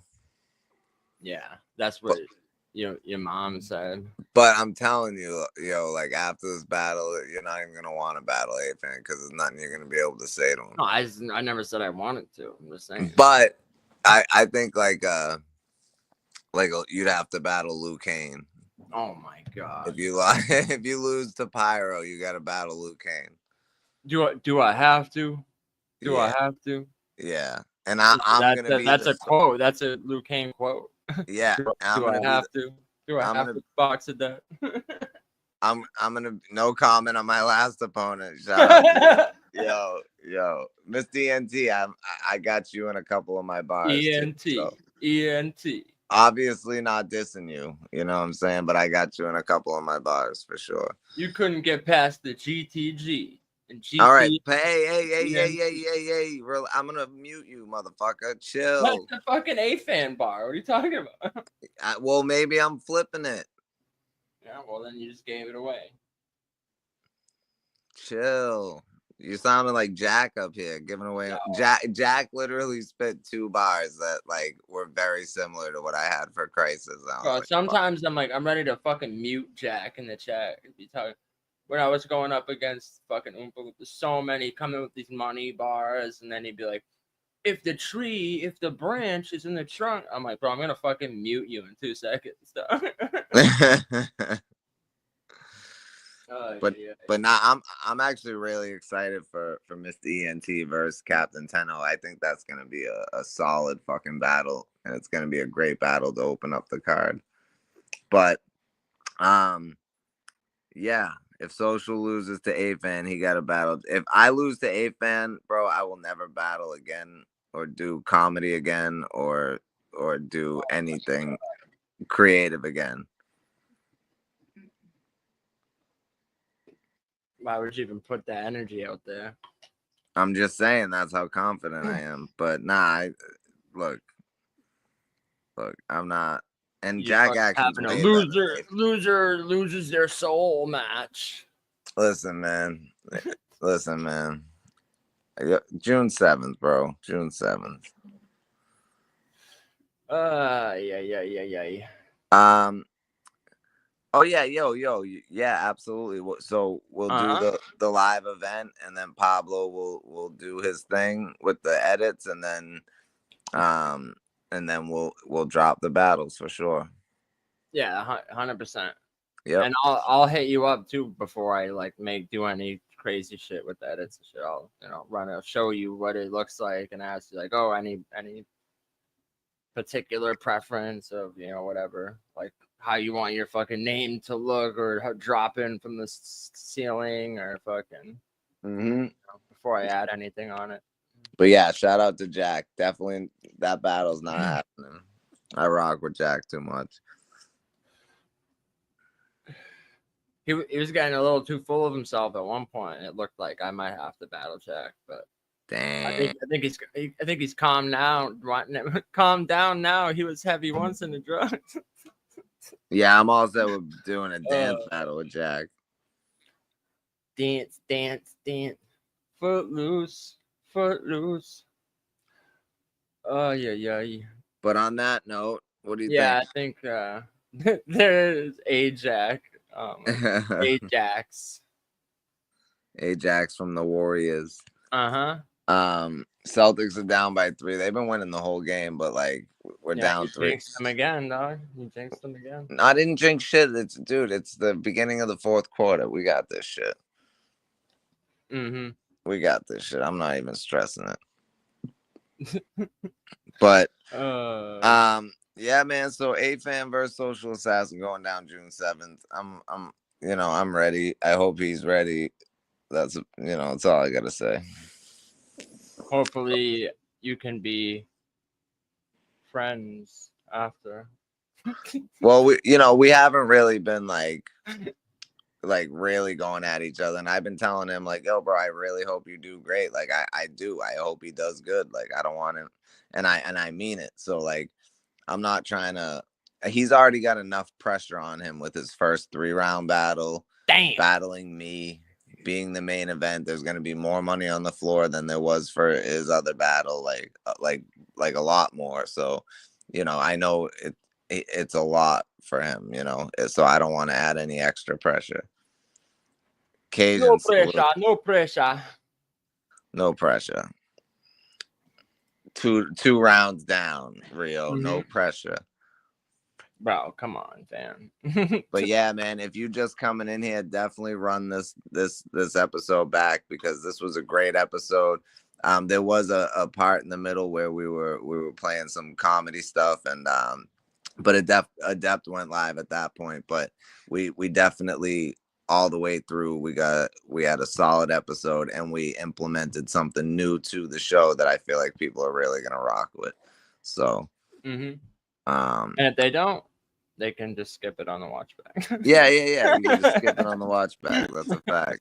But you know, with Unscripted Logic, like even if there is a little bit of a lull, you know it's gonna pick back up. So you know it's gonna be a constant fucking great episode all the way through. And even if there's a topic you're not interested in, skip it, because there'll be a short topic. There'll be another topic. Well, the thing is too, like, you know, you never know during what segment that I might bust out an impression or make a funny joke and shit. Like, you know, even if it's like, oh, I'm not interested in this thing, like midway through a sentence, all of a sudden I'll bust out an impression and say some funny shit. So it's less about what we're covering and more about the flavor, right, that we add to it. That's a fact. Like Salt Bay. That's a fact. I sprinkle a little seasoning on it, like Salt Bay. Hazy, text me, bro. Text me. But yeah. I don't know, man. I don't know. I have no comment because I've been here the whole time and I don't know anything about anything. Yeah, I haven't watched it. I gotta go back and watch Adept's live for sure. Salt Bay is great. Sprinkle. But do you have anything else before we get up out of I here? mean, I have a lightsaber in my hand, as you can see right here. Oh, I have a gun in my hand. Yeah, a gun versus a lightsaber. It looks like someone's holding a gun to like the front of my chin or some shit. I don't know. It's weird. It's like you're getting pistol whipped. Never. Avenge your death with a lightsaber. Never, kid. Always. Always be my never. Got you, Hazy. Always be my never ever end. Oh my fuck. Yeah, ready? This is what I like to do when I'm wrapping up. I hit the pause, yo.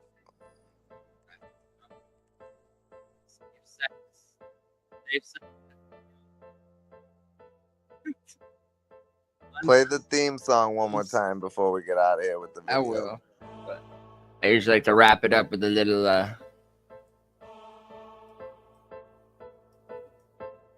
Can you hear that? Yeah. Oh yeah. It's not very unscripted. What do you mean? Super unscripted. Just listen. Bitchin'. You're a midget.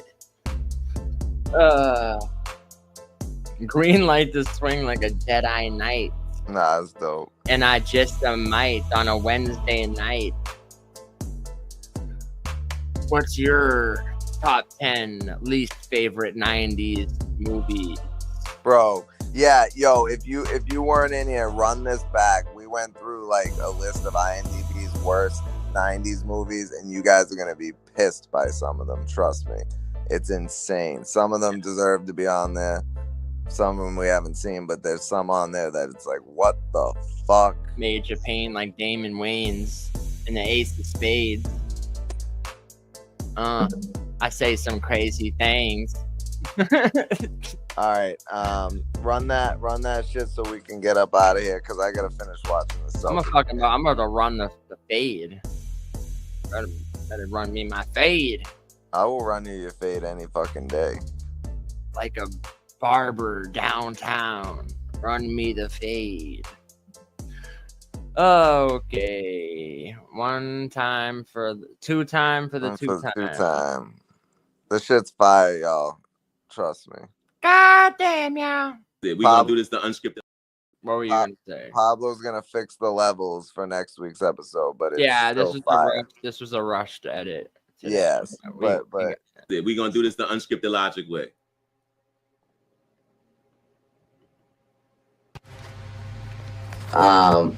Now, as usual, one time for the one time. Let's go. Share the stream, y'all. Share the stream. Come on in, y'all. Hit that like we're talking about. Get on subjects as though they just happened. It's getting heated, 'cause they both had passion. Pablo Pickasso, social assassin. Friends dropping down about stuff no one asked them. Hop on the panel and get to why you're wrong. Debated on the channel, so on and so on. Chop it up and discuss different topics. Come in and watch it. Unscripted logic. Come in and watch it. Unscripted logic.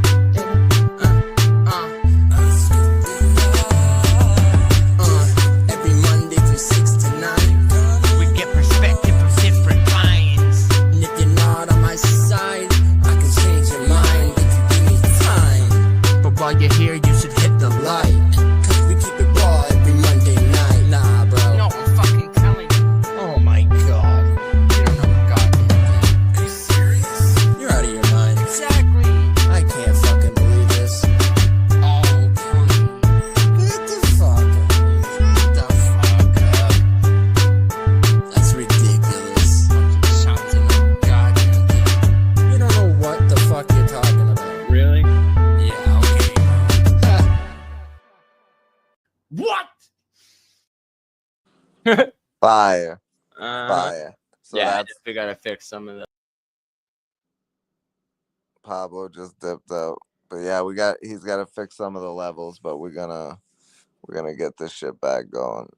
Next week it's gonna sound a lot better, but I love that shit, yo. Make sure y'all hit the motherfucking like button.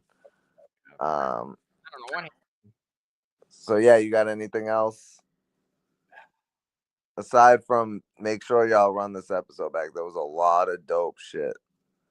Nah, I mean nothing to get into in the last 5 minutes. You know. All right, word. Can Well, wrap it up. On that note, hit that Wrap motherfucker. it up, B. Hit that like on the way out. Share the stream. Let people know to watch it tomorrow. All that good shit. We appreciate all y'all for being in here. Rob's, Hazy. I'm gonna check your messages. Jack, Cajun, everybody, man. Everybody that was in here. You know who you are. Everybody, yo. Greg. Everybody, yo. ENT. You know what I'm saying? All y'all, man. The people that was in here earlier. Crucial. B702 for sure. You know what I'm saying? For ciao. So y'all know what it is, man. And I'm sure Bruce was probably listening from the bushes doing his damn thing. You know what I'm saying? So Haji was in here. Shout out to him. But yeah, man. We definitely gonna appreciate you, Greg. Appreciate you. But yeah, man. So on that note, can we pulling out? Are you pulling out? We're pulling out. Well, can we at least protect the sanctity of the chat votes? All right, fair enough. We can. Fucking fuck out of here with these banners. Yeah, we out. The banner. The banner. The banner. Right. We out this bitch. Toodles. Logic. Peace. Bye. Bye, Felicia.